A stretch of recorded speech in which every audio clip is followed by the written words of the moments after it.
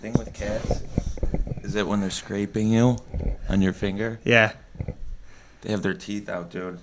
I never know if they're gonna scratch me or if You know what they're doing, right? trying to get on me. He's scenting you. No. Okay, why would I lie to you? He's opening his mouth to get his spit glands all over you so that way you smell like him. I'm not a huge cat guy. I can tell you that. Bridget, my dad, everyone has always said, you are an animal whisperer. I don't feel it with cats. That's like, I like dogs. I don't like... I like the idea of other people's animals. I have dogs. It's the thing is the companionship. Yeah. The companionship of a dog is different than any other animal. If I could have a dog, the first thing when I came here and helped you move in, I was like, oh, I'm jealous. When you're ready, you let me know. The wife will get you a dog. I know, the last time you texted me about that dog. I've actually been considering adopting. I was hoping you weren't going to say the last time you texted me. I was about to be like, is that what our friendship really is? Me texting you about other people's dogs? No, I'm not if you text me, it's better because I'm not a phone talker. You're also a shitty texter. I am. It's like 3 days later, I'm like, is this guy dead? People are like, why don't you have social media? I'm like, too much effort. He goes, I got too much Candy Crush on my account. I can't delete it. I need my crush. Toy Blast, 100%. Which one's Toy Blast? Is that the blocks one? We clear the blocks. It's like the first grader version of Candy Crush. It's just another version. Yeah, except you save the puppies and stuff. Yeah. You imagine the jabronis right now who are just making bank and they're like, I'm making a really quick...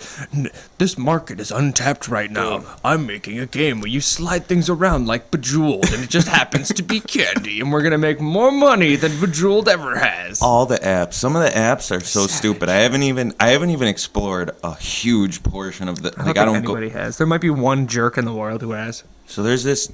I hope he doesn't hear this, but this kind of douchey kid who lives in our apartment. Douchey. Yeah, real douchey. And Bridget and I saw him the other week at Bridget, Wegmans. your girlfriend Bridget? My girlfriend Bridget. I know, she's a winner. Hold on. Hi, welcome. Life on Record. Elliot Baxter's here with us today. Elliot's a sweetheart. I am a sweetheart. Don't forget it. His modesty is so not there. This is the Stories Here in Town show. Well, I'm here to make it a little better. Can you give me like a ta-da? Ta-da. Ta-da. Thank you. Oh, yeah, he did it. So you were your douchey neighbor. I was in Wegmans, and...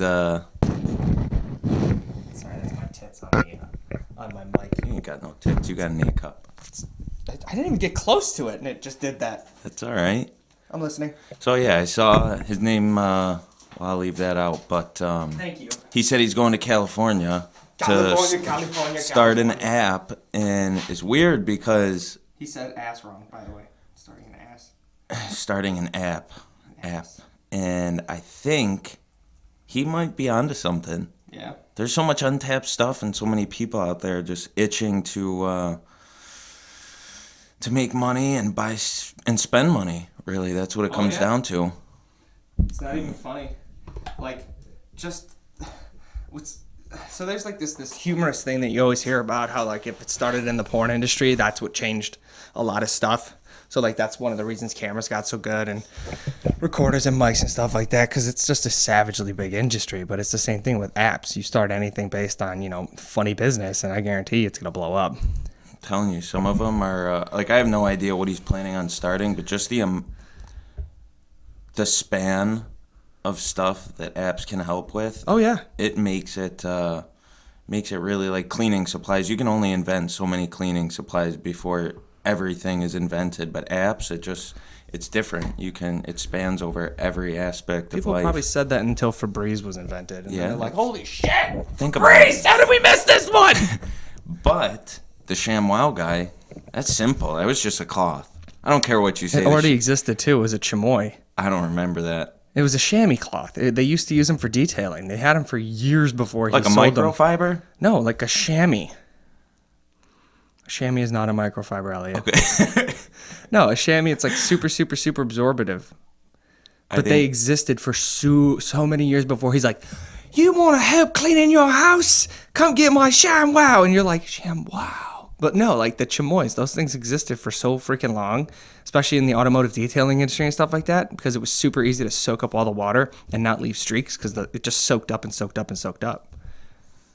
It's probably a good thing to clean a car with. Well, it's to dry it off. Dry it off. Yeah. Is that what they use when you're driving? That's what they were using for so long. Is that like that? It almost is like a brown. Well, the color doesn't matter, but yeah. No, but it's like it gets stiff when it dries. Yeah, and you wet it down, and then it. Yeah, we use the chamois when we play football. Yeah. To wipe the ball off. Okay. All Yeah, right. the You think chamois. you know everything. That's No, cool. I don't know anything. We know where we're at now. We know where we're at now. Did he leave? Yeah, he did leave, I think. Close the door. Close What's the his door. name? Marcelo? Marcel, yeah. Marcel. Hi, buddy. Hi, buddy. That's actually a good name. Marcel, yeah. Animal names, that's a tough thing to come to. He got his name from an old video on YouTube called Marcel the Shell. If you haven't seen it, it is a No, I haven't. snail shell that has glued-on shoes and googly eyes. He talks like this, but he goes through it. He's like, I have a pet. My pet's a. What is his pet? He ties it to like a string, and it's like a fuzzball. And he's walking with his dog. His dog is just a fuzzball with a shoestring. That's another thing where there's money in is videos online. I don't really understand the ins and outs of it. I know once you get subscribers and then you can get advertisements. Yeah, after you get 10,000 but views, you start to get more traction and appearances and stuff like that, and then you can get like advertisement money, you can get sponsorships and stuff like that. And same thing with like Twitch and Ustream and all those. Like you can get sponsors to that, or people can view you and they pay to view you, and then people can also donate to help you. It's nuts. Just the amount of money that's in that. I was listening to Rover's Morning Glory the other day, and I forget who it was. It was some brothers. Yeah. And they went to that suicide forest in China, is Mm-hmm. it? And I think it's Japan you're talking about. Japan, Yeah. wherever it was. I know it is. I saw a documentary on Vice about it too, so I was listening.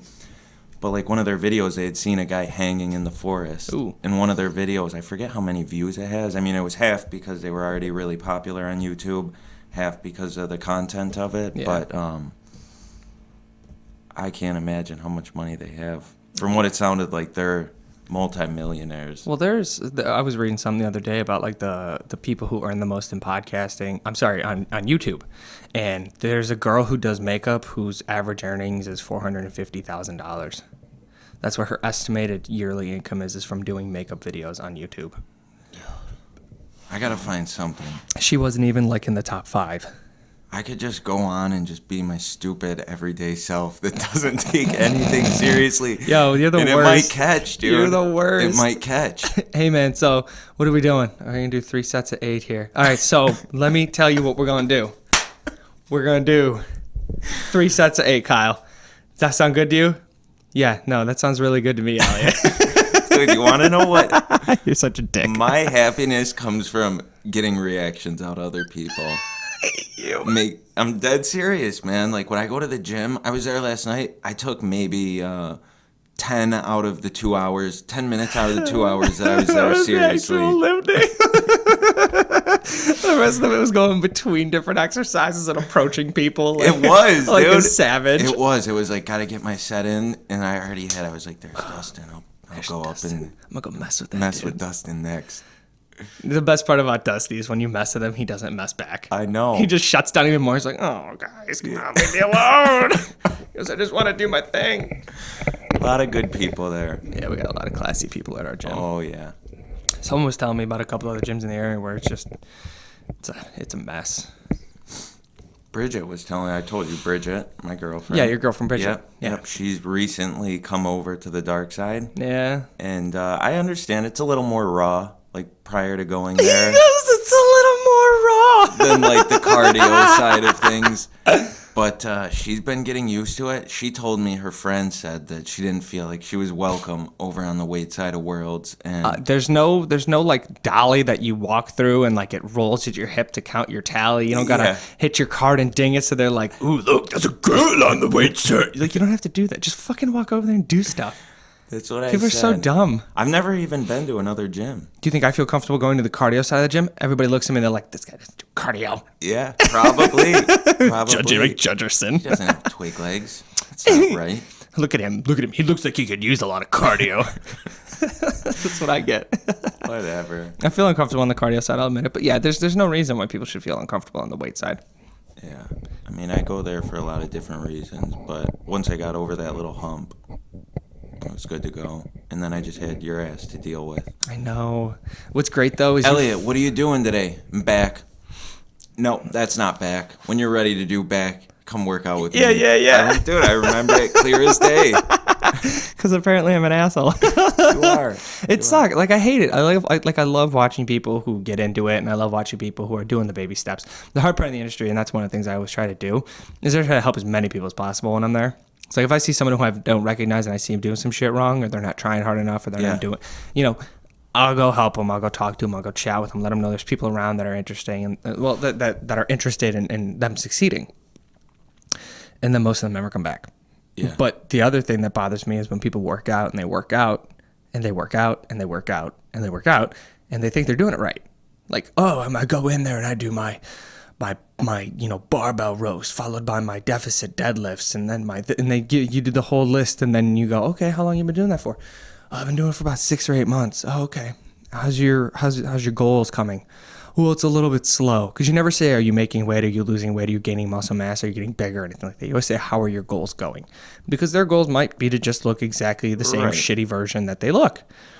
And then I'm serious and it pisses me off. But, people are like, oh, I've had a couple setbacks and blah, blah. Like, I'm not getting it there. And I'm, oh, well, what are you doing? And then they give you the explanation. Well, your first problem is you're doing 3 sets of 10. And you're not going heavy enough because you just did all that other shit left and you can tell that you can do more. Second thing is you need to come in here with an attitude. Like Brad. Yeah, he doesn't take my advice anymore. He's asked me probably 3 or 4 times and I freaked out on the fourth. And I was like, I'm done. I'm done. I'm done. I don't mean to be an asshole, but I'm done. When I waste all this time trying to help you and give you as much information as possible and proving the things that I know do work, and it's not like I'm telling you the same one thing. I'm telling you 7 or 8 different options and you go back to the same fucking bullshit you're doing. I'm done. I just wasted so much of my time. Yeah. But then everybody and their mother, they get in there and they think they're doing it right. And they're like, look how good I am. Blah. And I'm like, are you going for power? Are you going for size? Are you going for what? Well, I just want to get bigger and more healthy. Well, you're not getting bigger because you're probably not eating enough. And you're probably not eating enough because you're not hungry, because you're not working out hard enough. Absolutely. Or you just might not be eating enough. But everybody's like, everybody and their mother's a fucking fitness model now. Everybody online like, do it. Do the best you can. Trust it and love it. And blah. I'm like, what are you doing? Stop hashtagging and @signing and shit and just come in here and lift your weights. You want to get a following, right? Why don't you give them something to follow? You know what I'm saying? And that sucks that I have to say that, and that makes me sound like I'm being snobby or something like that. No, but no, it's a waste of my time when I look on everybody's walls and everything like that, and all I see is everybody making a bad decision, or they act like they're the bee's knees to something. Like people who you can look at and you're like, you have looked like that probably since high school, and I can tell you probably have. And then they're like, PM me for diet and nutrition. And I'm like, fuck do you mean PM you for diet and nutrition? You haven't changed in a decade. I know. No, I know. That's everybody online too. It's crazy. I luck out because I like being there. Like, so this is the big thing.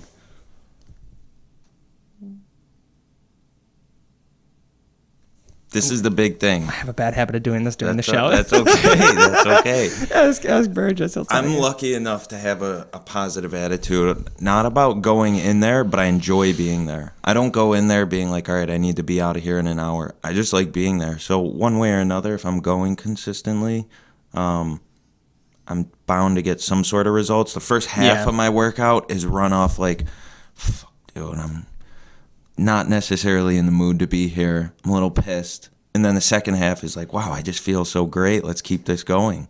I'm lucky enough to have that because I'm lucky enough to have people like you saying, Elliot, you're a lot less lean than you look. Backhanded compliments for days.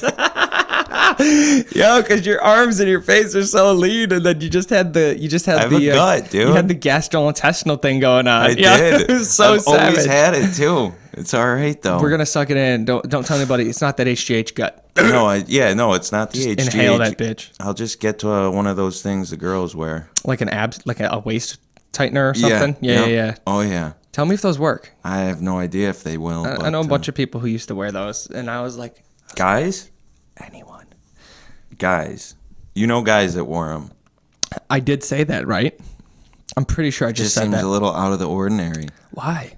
Why is it got to be for women only? What kind of person are you? I don't think anyone should be wearing them. I think if you're wearing them, you should. I don't think anyone should wear. You should be working Should be a toward not restriction. having to wear them. Yeah, that should be the goal.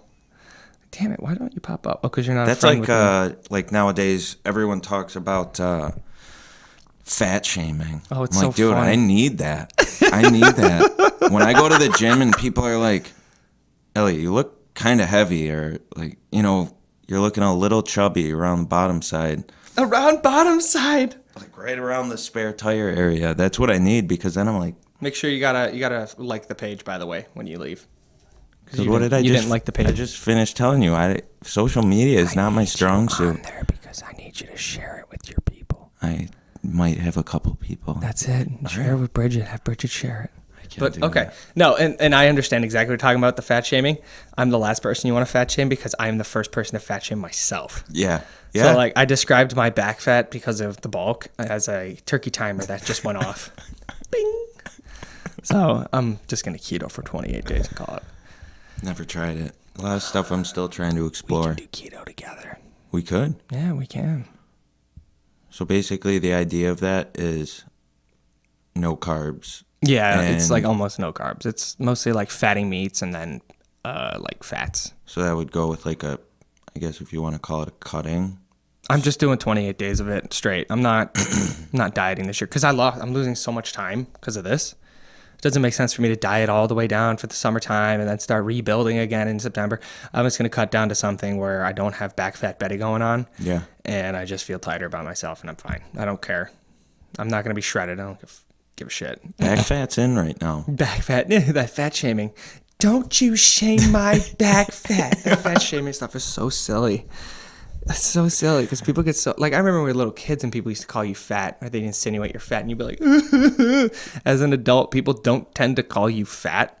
It's like I always wonder about that. Like, how often does somebody tell somebody, "Hey, put that fucking food down, fatty"? I Yeah. don't feel like that happens very often in our civilized society. So there's a lot of people anyway that are. I say behind people's back. Yeah, exactly. But there's a lot of people anyway, like couples that'll say, "Hey, I've done it to Bridget before. Hey, do you see me grabbing this ice cream? Say, hey, fatty. Say, Put it hey, away." fatty. Seriously, it's like, We're from our support. Carol, put the spoon down. seriously, Tip it into my fat face. I have no problem going good during the week. And Do you know what I just had that a couple nights ago as a snack? French toast with ice cream.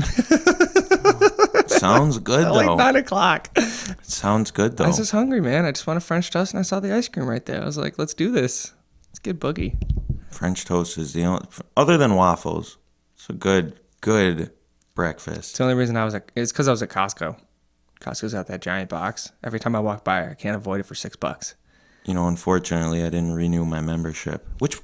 Well, you must go to the Henrietta There's only Costco one because there's Costco. only one. Yeah, that's good. Do you know who I'm talking about? That's a good save. When I say there is this lady there she's just a witch, dude. Like everything that when you look at her, there is an aura around her of just evil. Like she is a total bitch. Oh, She is the reason. everybody's a sweetie. No, dude. She is the reason I didn't go back. Oh, 100%. But how long has it been since you went?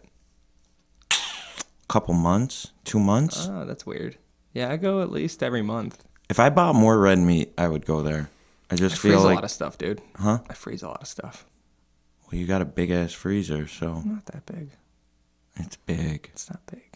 No, like I'll go and I'll get like the giant rack of eggs for like $2 or $3, and then some fruits and vegetables, and I have to go buy the Like pastry a section. 36 pack of eggs? No, they have a 7.5 dozen rack for like $5. No, they don't. Okay, I'm lying to you, Elliot, because what I get out of this conversation right here is the look on your face when you go there next to him, like, this guy's a liar, man. They don't have 7.5 dozen egg racks. I can show you it. I have it upstairs in the fridge. You eat a lot of eggs? I eat a lot of eggs. Like how many? At least 6 a day. When I do keto, it's like 8 or 10. That's about what I'm at, and you're lucky that we didn't schedule this for any earlier, because Why? you know why. Did you get up late? No. I just ate late, so it was working through me right about. Oh, you're talking about your poos. No, just the second half of that. just the air. The noise. Yeah. Just the foghorn. Is the fog rolling in, guys? It's like Silent Hill. You're like, oh, run! Dude, I hope you weren't hoping on having a serious conversation when I came here. I'm here for you, man. I Because you're beautiful. I love you. certain situations in life, I'm like, all right, I need to take this seriously, but that's rare. I was hoping the first thing you would do on the podcast, it would be like, yo, it's your boy. It's my line. Yo, it's your boy. But you and your brother both do it. Does he? You guys both go, yo. It was like when he walked over to our table at the brewery, and I was like, oh, you're Ellie's brother. And he goes, yeah, yo, you're Kyle, right? I was like, yeah, you guys are the same. No, he's a good guy. You guys are funny, man. Yeah, he's a sweetie. Like, if we both, shave a little bit. If you also grew like a foot. Yeah, if I grew a foot. That was always the thing, is he was taller and thinner. I was shorter and fatter. He's still not built bad, though. He used well. Like in college, he was sizable. Look how dark that is.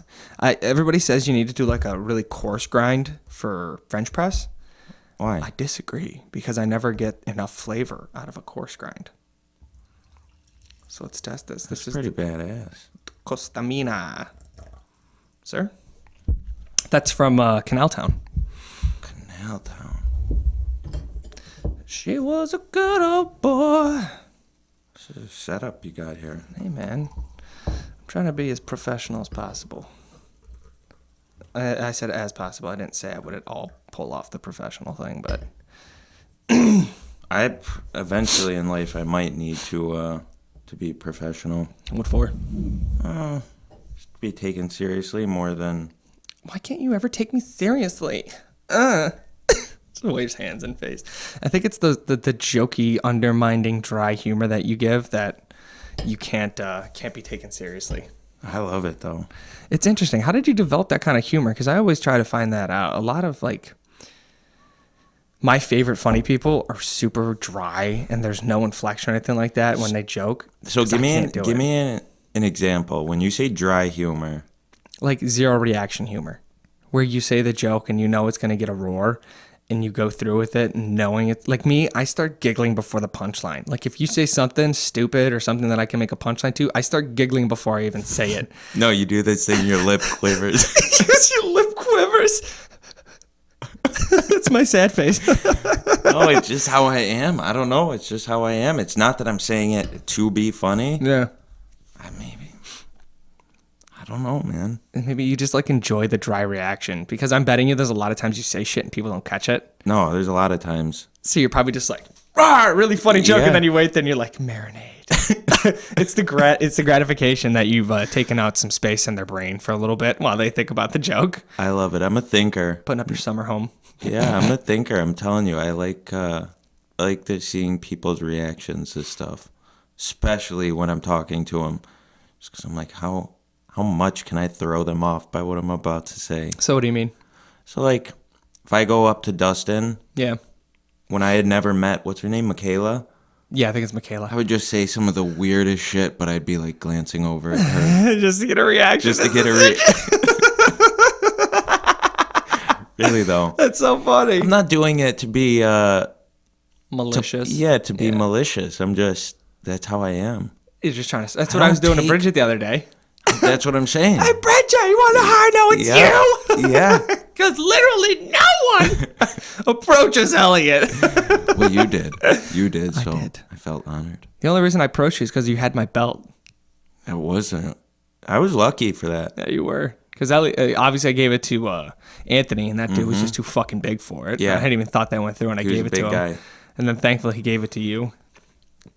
Went to good use. That's good. It still goes to good use. Still goes to It's good use. an expensive belt. That's a $110 belt. How'd you get that? For free. For free. Yeah, it was an accident in shipping. I got somebody else's order. They got my order, and then I contacted them, and they sent me my replacement order. They're like, just keep the belt. That's pretty sweet. I know. I got lucky. And that was the same order that I got my free wraps and wrist wraps in, because I messaged the owner of the company, and he was like, yeah, man, what are you? How strong are you? And I gave him the numbers. He goes, all right, I'm sending you some stuff. Yeah, you got some heavy duty. I got some good stuff. I got like, I think it's tier 2 or 2-ply or something like that. It might be 1-ply. I think it's 1-ply. Because my other wraps are half-ply. They're the crappy ones you get, like the gold wraps or something. Yeah, certain things definitely help out. I actually kind of feel bad because Kelly, he kept saying he was going to give me his sleeves, his elbow sleeves. So he finally did, and I took one sniff of them, and He didn't wash them? No, What a I douche. went, oh my God. I'm going to have to, what I'll do is wash them, soak them, and give them back to him. I was going to say, you do realize that his arms are bigger than even mine. I told him, I said, he how is that gave going me- to fit? yeah, He yeah, said, yeah. no, they tighten down, they'll fit. They're not going to batten down that far. Yeah. Like, because the base sleeve size for him is probably an XL, and the base sleeve size for you is probably medium, because it's a large for me. That's what I have. And it's one of those, like, if you give somebody an XL, yeah, you're going to tighten down those straps and stuff like that. But those also need to get re-sewn, too, because he blew the sides out of them. You're going to have to take industrial strength thread, and you're just going to have to sit there like Susie Homemaker, or who's that broad?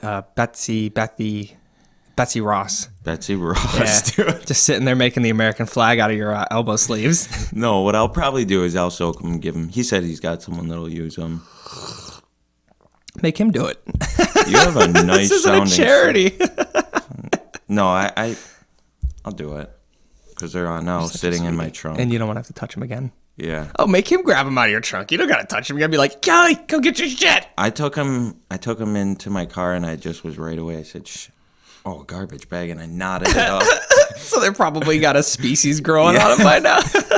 His girl was in the other day. She's looking for him. She's like, where's Kelly? And I go, did you really lose your man? I go, he is the biggest, yellowest thing in here. And he's sitting over there talking to you and Bridget.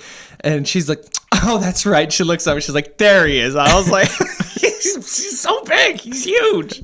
You can't miss him. Yeah, you just stand on a box and look straight across. He's the only one that's yet. Yeah. He's vertical. He's probably as vertical as Tim is. Poor Timmy. Tim can't walk over on this side of the he can't because his head hits. When he comes through the door frame here, he's got to duck his head. It's so funny. He goes like this. I was surprised when he said he was how old? 24, It's 23. 23? Yeah, I think he's 23. I thought he was like into his 30s. Because he's well off. He's successful. He's educated. He's handsome. Well, yeah, those things, but not Because he's an Not engineer. That's really. why.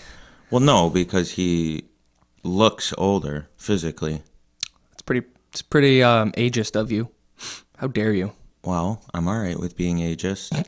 Fat shaming ageist. When I shave, people tell me I look fatter and I have a baby face. Oh, how's high school, sweetie? Are you still going through your gawky phase? Dude, I had quite the gawky phase. You want to know how much? I told you how much I weighed in probably 4th, 5th grade. I could be wrong, but Were you a little fat girl? for some reason, I'm pretty positive. I remember weighing myself in my mom's bathroom. Mm-hmm. I remember the scale, so I remember details about it. I think it was 205. Oh, Yeah. goodness. That's more than you weigh now. It's 15, 20 pounds more than I Holy weigh now. shit. How did you weigh that much in 4th grade? Dude, if you had seen pictures of me, you would be shocked. I yo-yo pretty easily. Like even now, if Yeah. I was to start to eat, I would blow up. But Yeah, you're more like I am, where you can eat and put on size, and you can also diet and lose size. But there Yeah. always hits a point where you just got to grind, yeah, which is why I I'm know. like, I'm not grinding this year. I'm just going to do 28 days of keto. that's good though. It's nice, though, because I keep telling Tim's at like 2,300 calories. He's 6'5", 260, You and I told was me like, that yesterday. I was shocked. well, when I started keto, I started at 4,200 calories. By the time I finished keto, I was at 33, and I was still losing tons of weight. So, like, keto works, and it works really well, and you don't actually have to starve yourself for keto to work. How do you know keto works? 100%. Because I've done it, you twat. Yeah, but how do you know it's not just calorie-wise what you're eating? Because that's not Or- how it works. I know. I've This is read this is the only diet that I've ever done where I ate near maintenance and I still shredded weight. Because when I did it last year, I started off at 246 pounds, and then I did keto for 2 months, and then by the time I was done, I was sub 220. I was probably closer to 212, 214, somewhere in there. And I didn't do an ounce of cardio. I didn't change up anything in my weight program. I actually got stronger throughout my whole weight program. Obviously, you were there for that. And then I just kept tightening up. You got to give it a shot. It's easy. I don't know. I feel like everything I've tried, the weight just comes right back on. Even if I, It does. It's going to do that. well, fuck the weight. Dude, when I The started weight. my fat season this year, I think I went in at 205. And then I hit floating weight before Thanksgiving. So in like 6 weeks, I went from like 205 to 240, 245. And then I just floated there. Because I was trying to hit 250. I was trying to hit it so bad, and I just slowed down my grubbing. I was like, I'll just wait a little bit, Kyle. Yeah. Just slow down. Let your guts kind of catch up a little bit. No, I'll get a feel for it, because what I've always been worried about since I've started all this is what I can come back from. Like, am I going to cut too quick or something? And that's the hard part. But the muscle memory will always come back, and you'll always get the size back and stuff like that. So for you, I wouldn't even worry about the diet. Like, if you're going to diet, just diet a short term, get comfortable, and then do a slow build. Just slow build, little maintenance, little cut, like quick, just to shred some fat real fast. Go back to maintenance, little growth, little maintenance, quick shred. So if I'm trying to get a little growth, what kind of time period are we talking about? Couple months? 2 to 3 months. Yeah, that's where I'm at. I'm a little upset though. I don't really do the like weighing myself as much when I'm trying to put on a little size. Why? Yeah, I don't do that. I don't know why I fucking asked you. Yeah, just don't because. do it either. And I'm like, oh, I'm sure I'm making enough. I know for a fact I was eating more in the last 2 months than I was this time last year. Yeah. And I went to weigh myself yesterday morning. I was like, I'm the exact same weight to the point that I was a month ago. No shit. It's all that weird, like, sometimes you just got to start. Like, the easiest thing for me when I'm adding weight is, like, let's say I hit a point where I just stop growing. I'll cook all my food in butter, or just saturate everything in olive oil, or I'll put coconut oil and everything. Because usually I just use cooking spray. But, like, if I'm slowing down to a point, like, I have pats of butter and stuff. I just throw it in the skillet with my eggs. I'll throw it in my skillet with my chicken. If I'm making steak, I'll throw butter on at the end. Like, I saturate everything with as much fats as possible, because it's easy, quick calories. So if I can add more calories quickly, as opposed to being like, here's a bag of chips, Kyle, eat these chips. Yeah. You know what I'm saying? It's like the same meal. It's just you're using different ingredients to cook it. I'm just adding a little bit of something. Yeah. You got a wealth of knowledge. I try and pick that. You know me, I don't have much of a great memory. You got a lot going on up there. It just seems like the guy's always cutting the lawn, though. Yeah, that's what it is. That's what it is. Rock again. That's what it is. No, I try and remember stuff. It doesn't always go so well. He's maintaining the lawn of your mental library. I'm more of a people person than a scholar, you might say. Well, that goes pretty well hand in hand. I mean, people like Socrates and all them, they were very, very well spoken and very well peoply, but they were also very scholarly. So I think for them, a lot of it came from their way of being able to relate to people and gathering crowds based on who they were. And then from there, you're able to grab a wealth of knowledge from not just things that you've read and things that you've done, but other people around you, people who you can build together. And everybody's got a story. Obviously, the show shows that. Everybody's got a story. So, like, I might not know something at all. I would have never have learned it. And I go into a conversation with you, and all of a sudden I'm like, holy shit, I hadn't thought about that. Wealth of knowledge. Yeah. We all know different things. We're all part of the hive. It's all about charity. What can you give and take to somebody else? What can you get out of somebody else while giving them something back? Quid pro quo. I'll get stuff from people, but keeping it is the hard part. I could read the same book every day of the week for my whole life, and I swear, the coffee's good. Legit, right? It's really legit. Good shit. I'm used to just plain old, what's the cheap coffee maker? Coffee Mate? Folgers. No, not the coffee, the maker. Minute, Toll House? Nah, the Toll House is cookie shit. Not Coffee Mate. Is it Coffee Mate's does the creamers and stuff. Yeah, that's good, but... those creamers are legitimately just corn syrup. I know. I've been trying to get off of it. Keto can't have it. Aside from space documentaries, stuff like that, I watch more documentaries on health stuff than anything else. Have you watched Bigger, Stronger, Faster? Yep. It's really good, right? Yeah, it is. Prescription Thugs? Yeah. Oh, yeah. Prescription Thugs is good. The new one on Kratom? Kratom. I know what it is, but no, I haven't seen that. Yeah, Kratom's nice. It works. I was taking it so I didn't have to take the Percocets for this, and it actually it worked pretty well. It gave me a little bit of a hot feeling. Is that like a Kratom? Maybe it's a different herbal anti-inflammatory. Yeah, in low doses is used as a stimulant. Can you smoke it?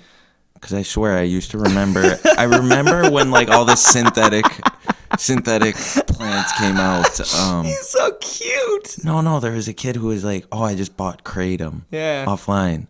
And I'm pretty sure he was smoking it, but you could, yeah. You can pretty much smoke. I had a buddy who smoked ferns. and he didn't get high, but he smoked ferns. Like, what are you doing, buddy? What are ferns for? Ferns are like fern trees, like fern leaves. Like pine cones and shit, just to say No, he did like it? like ferns. I know Not a what pine cone, like a fern. I know it's not a pine cone, but what was the purpose? To smoke it to see if he could get high off of it. I was Wow. like, you're such a nomad. How man. old was he when he did We this? were like 13. Okay, that's we were understandable. children. That's understandable. But he took them and he cooked them in the oven to dry them out. And he ground them up and he tried to smoke them. And he's like, it just tastes so bad. Like, you're such a dummy. We could have none of us even smoke it. We could have told you that it is not marijuana. Like, get out of here. No, People are weird. People are weird. People are weird. People do weird stuff, but They do. And everyone's got a reason for it. so what's your reason for it? Doing what? Weird stuff. Weird stuff. To me, it's normal.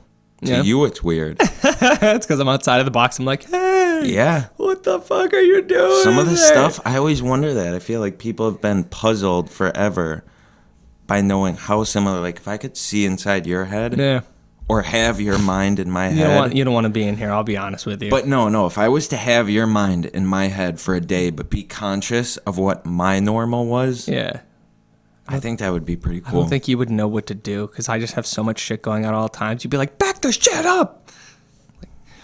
It's just, it's absurd. Well, that's the thing is I do too, but different things. You know what I mean? Like I have a lot going on in my head. I'm sure everyone does, but I'm not so in sure about different that. ways. So what's your? You remember the imagination cloud that always pops up? I'm pretty sure Yeah. like half of the people in the world don't have an imagination cloud that pops up next to their head. the robots? When they go, the imagination cloud pops up. There's robots. There's robots? Is that who it is? No, not literally robots, but I think I don't know. That's the problem I'm facing right now. Yeah.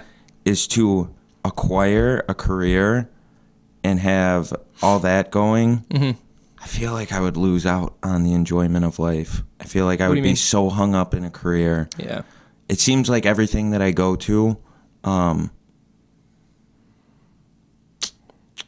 no, I can't say that. Not everything I go to becomes overdone because the gym, I like cooking, I like baking. Hell, I don't You care. get really involved in the I get things that you're really interested involved, but those things I look at differently because I consider them more hobbies. I don't have to do them. in. Yeah. I set a goal for myself so I know that I want to do them and I should be doing them, but if I don't want to, I could say fuck it Yeah.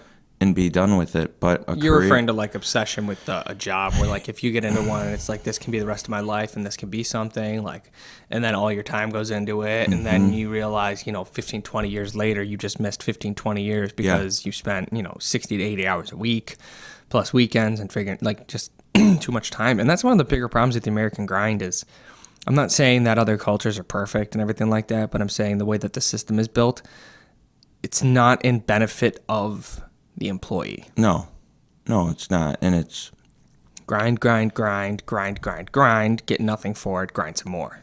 yeah, and I feel like as time goes on, other countries, like, I feel like, I don't know, 50 years ago, 100 years ago, in China, you had it well made to own, like, rice fields. Yeah, now You know what I don't. mean? And Yeah. now it's like, oh, well, you're just a lower end worker in the community. You might own some patties and stuff, but, I would enjoy that if everything wasn't so expensive. raising your own rice patties from, like, birth. You're like, hi, little rice patty. Seriously, Go out though. there, chat with them, get to know them, then you eat them. Seriously, though, if everything wasn't so dependent on, like cars now, you can't get a car and for very cheap. And I mean, you can, but to have like a reliable car Yeah. to get to where you want to go, you need money for that. Yeah. So you're like, I need to find a job, but then you get that job, and then other expenses come along. Oh, yeah. Next thing you know, you're like, I need a better job. Oh, yeah. I need to put in overtime. I need to do this. I need to do that. Well, I've got a friend who's looking for work, and his big excuse is he doesn't have time because he can't take off, which I was like, fuck. And then he would have to get to interviews, and he can't get to interviews because he doesn't have the time to get to interviews. And it's like, you need to figure something out. If you want something to change, you got to make a change. Like, you can't just be sitting there saying, well, here's an excuse, here's an excuse, here's an excuse. Like, essentially, he wants to get hired for a job that he doesn't have to interview for because then he doesn't have to go for an interview. And it's like, that's not how this works. Do you think he says that, makes excuses because he feels paralyzed? I called him out the other day on it. But do you think he knows? Do you think he's expecting more? He's than... not stupid. I don't care what you say about most people. There's very few people on this planet that haven't thought about a lot of the angles on stuff and then thought about the excuses on why not to do them, because excuses are super easy. What do you think his reason for the excuses are? Because he thinks he deserves more. Yes, that's not where I get stuck up in feeling paralyzed. Like I actually do all right with the money I make. You've got me so hypnotized the way your body rolling round and round. That wasn't Paralyzed. I like that you know the lyrics to that. I like that you know the lyrics. It's 2 o'clock. Yeah, I know. Dog, yo. Woo! Woo! When I was in college, yo, I used to hang out with the basketball players and some of the... I didn't want to say anything like that, but yeah, no, I used to hang out with them in the... we had like a little commons area. They were crazy. The basketball players. What are you saying? That there was people on campus who played basketball. What did the Fuck you. You ain't digging into me right now. I know. I try and give it back to you when I can. I know Usually you do. catch me off guard. Get the low plug. Yeah. Usually you catch me off guard, so I... You offer a lot of low-hanging fruit. Let's be serious. Exactly. That's a good way to say it. Whatever, though. What kind of fruit is it? That's a big question. Apples, oranges, grapes. Apples. You're a grape guy, right? Yeah, your balls are probably shaped like grapes. Yeah. No, I would say more like cherries. Maybe like a kumquat. Like a tooth, like a... It's got the small tubules. Where's the sack? I don't know, man. I threw my tea out. Oh, my God. Nah, that's... so why do you get paralyzed, though? Because it's almost easier just not to do anything. Oh, it's not almost easier. It's 100% easier. It's easier, but then all you end up doing is thinking about it. Yeah. You do all thinking and no doing. It's paralyzing. Well, from somebody like me, I started working when I was 17, and then I've been looking for a career since I was 21. Yeah. And then this is the first job I've ever worked at. I'm like, this can be a career. Right. That's a lot of years. That's 7 years of looking. And it's not like I was passively looking. It's like I was seriously looking. Like I was always looking, because I always needed something better. I always needed a way to jump, a way to move, a way to shake, a career. Yeah. And I couldn't find a career. Finally found an option. It's like, this could be a career. Like, yeah. But it's so hard. And like, I know so many people who are stuck in the back grind of stuff just because of the way that things are working out. Like either you're not trying hard enough or there's just nothing there for you. I keep thinking, I was like, I could at least expand the field if I was to actually finish college. How much longer? What do you got left? It would be like, I would have to finish a couple classes at MCC and then 2 years. And that's where I'm like, that's money. I bet you could probably get grants and scholarships because of your age. And then you could probably do online courses for MCC and then do Arizona State University online and do like a couple courses a semester or 2 courses a semester online. My problem is that I think I'm hesitant to make any sort of jump because I'm not 100% certain this is what I want. And I'm like, I don't think anyone knows that, but I think some people are just willing to say, let's give it a shot. Whereas I'm like, no, I better hold off until I'm sure. Well, the whole like college institute is hilarious because it doesn't do a good enough job of figuring out what you actually want to be. You take these highly rambunctious, spontaneous children, because 17, 18 years old, you're a child. I don't care what anybody says, you're still a child. And you're like, all right, you're going to make a real big life decision right now that could cost you hundreds and hundreds of thousands of dollars over the next few years. What do you want to do for the rest of your life and where do you want to go? It's between, a college that's going to charge you $3,000 to $5,000 a semester that's going to give you an idea and some time to kind of get where you're going, 13th and 14th grade before you add to another program. Or you do what people like I did and you just go to a college and you're out $30,000+ a semester plus room and board, so you're looking at $40,000, and then that's your first and second year. Now you got your third and fourth year, so you're out a decent chunk of change. The other guys from the 2+2 programs, they go from the MCC or whatever it is to their next college, so they're incurring less. So you're still incurring a shit ton of debt. And then what did you go for? Well, I don't remember. Like, why did I go for that? What was my plan? Well, I don't know why I did that. I'm really not interested in that. Yeah, it's like I went for what they call general business. The reason I chose that is because I didn't know what the hell I wanted. I just figured that covers a bunch of... General business is just like a liberal arts degree. Yeah, I was like, I figure that covers multiple things in case I want to go into this or go into that. Yeah. I don't know. I always But wanted that- to meet someone who had a PhD in liberal arts.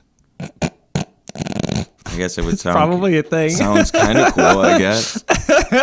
No, but seriously, I never base my career choice off of money. Whereas like a lot of people, They do, if they do, then it's like, all right, well, they make a lot, they make a lot, they make a lot. Let's pick which one seems the most appealing. Yeah. You know, I'm thinking more in terms of happiness. Yeah, that's what I look at it. Because I went for pre-med so I could go to anesthesia school. I'd become an anesthesiologist. After the 2 semesters, I was like, I don't have this. Yeah. I don't have this gene. That's good though. I mean, the fact But that I you still made that wasted call. I wasted 2 years at a private school where I was paying over $40,000 a year. All right, so I would say you spent a lot of money that you didn't need to. But But then I got a degree in something that I'm never going to use. yeah, but still, you learned a lot. I wasted time. Okay, let's call it what it I is. wasted a lot of time. Let's call it what it is. That's the only problem that I have with college nowadays. Like, I feel like trade school holds more water. And then Yeah. I feel like what you should do is, unless you 100% know what you want to do for school, it behooves you to take time, figure it out. Yeah, there's a lot of people. Okay, so like I talked to, I actually don't know how they knew each other. My stepmom, she runs some like events at the Rochester Museum of Science. Yeah. And I think someone on the board or a friend of theirs was the head of MCOR Bedlam. So it was like the original. I think it was the 2 brothers that ran. Bedlam Heating and Cooling. Yeah, they split. Yeah. And one's now is John Bedlam, and the other one is this other Bedlam. John Cooling. Got it. Yeah. Anyway, I talked to him, and he was saying that like the careers in that are great, like they're really great. But he kind of led me to believe that if you don't make it into the union, they're so-so. If you do, they're great. If you don't, so-so. It's like I got a buddy who works over here at Leo J. Same Yeah. thing. Leo J. Roth, he's, same thing. Once again, you got to get part of the union, though. And then I think Katie from the gym, she works for some refrigerant repair company, and she's the same sort of thing. It's like they'll train you and everything like that, but you need to become part of the union. Otherwise, you just wasted a ton of time not really getting paid to learn a skill that you might or might not be able to use. Right, and it's the kind of thing where like they didn't bullshit me, so I appreciate that because they were saying, this many people apply every year to get into the union or take the test, whatever it was, and only this many get in. I was like, those are pretty slim odds. Well, the other thing they don't tell you with the union is you lose a chunk of your finances. Like, what does Bridget lose for the teachers union? I couldn't tell you, but It's probably like 10%, right? I would think so, somewhere around there. But she gets hella benefits. Yeah, I think teachers get really good benefits. But once again, now you're paying for your benefits and you're paying for your teachers union. And, between the two, that's probably 25%. Plus, you're getting taxed, 23.5%, if not a little bit more. So right there, you're at 44%, 45% of what you just earned. Yeah. And then if you do it wrong, like I know teachers who take the money only during the school year and then try to get a second job during the summer as opposed to taking their paychecks all year round. Is that one of the ways you can do it? That's like one of the routes I would like to go, but other than that, I think a lot about all these like certificate jobs. Like UTI, we'll train you to work on engines. I don't even know if it's that as much, but there was this one cool thing about working at Ethan Allen is every once in a while you have these higher end people that I guess they feel entitled. Yeah. So it's not often that you come by someone with money that's really nice and is willing to take time for you. But there was this one guy, I'll never forget it. I went into his house. I don't know how we got talking, but he was like, yeah, you're building some size. I can tell you've been to the gym because I saw him like 6 months after. So I was like, no, I appreciate that. And he was like, don't worry about all that stuff. Girls don't care about that shit. Girls want a guy who has his career figured out. And I was like, well, I'm not concerned about that. But he was going on to say, you'll figure it out. But I'm telling you, get into something with computers. He went on to say that his friend never even went to school for computers. He just got shit online, yeah. He just got all the certificates, and he said he's making good money, like well over 100K. So, well, like I was talking to a friend the other day, and I think like he thinks I'm poor because of the comments he was making. fuck him. But I think he thinks I'm poor. He's Well, like fuck he him. said like living paycheck to paycheck, and I was like, I don't live paycheck to paycheck, homie. Like, but just that principle, like, I don't care about money. Yeah. And everybody's like, oh, you're a fucking liar. Everybody cares about money. Blah, blah, blah. It's like, I didn't have money growing up. I wore the same clothes for like half a decade to a decade at a time. I still have clothes from when I was in middle school that I wear. Me too. But I don't care. As long as I call it livable wage. And everyone's like, well, what's a livable wage to everybody? Blah, blah, blah. I'm like, I just want to fucking not have to worry. And me not worrying just means my bills are paid. I've got food on the table. I've got a little bit of money going into my savings account. Just a little bit. If I worked for myself, it'd be in my retirement account or something like that. Like, I don't need to be 100,000-aire, a millionaire. Yep. If that shit happened, you know what would happen? Absolutely nothing would change. I don't care. Like right now, I make twice what I've made at any point in my life. I am not buying twice as much shit, which is what people like. They like to infer that when they say, oh, if you had that much money, you'd be spending it all. I literally make twice what I made before, and I am not spending twice as much as I was before. If anything, I'm spending less. Money, yeah, it does funny things. I mean, it gives people comfort, but if you go and spend it, I don't know, man. I just see it. No, I 100% get that. People become spoiled if money's getting spent on them, and then...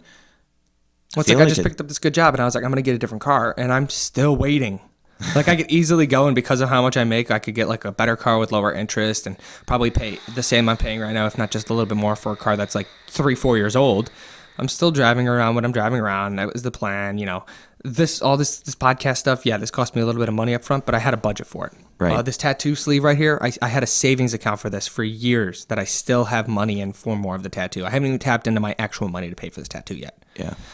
So, like, it's not like it changed.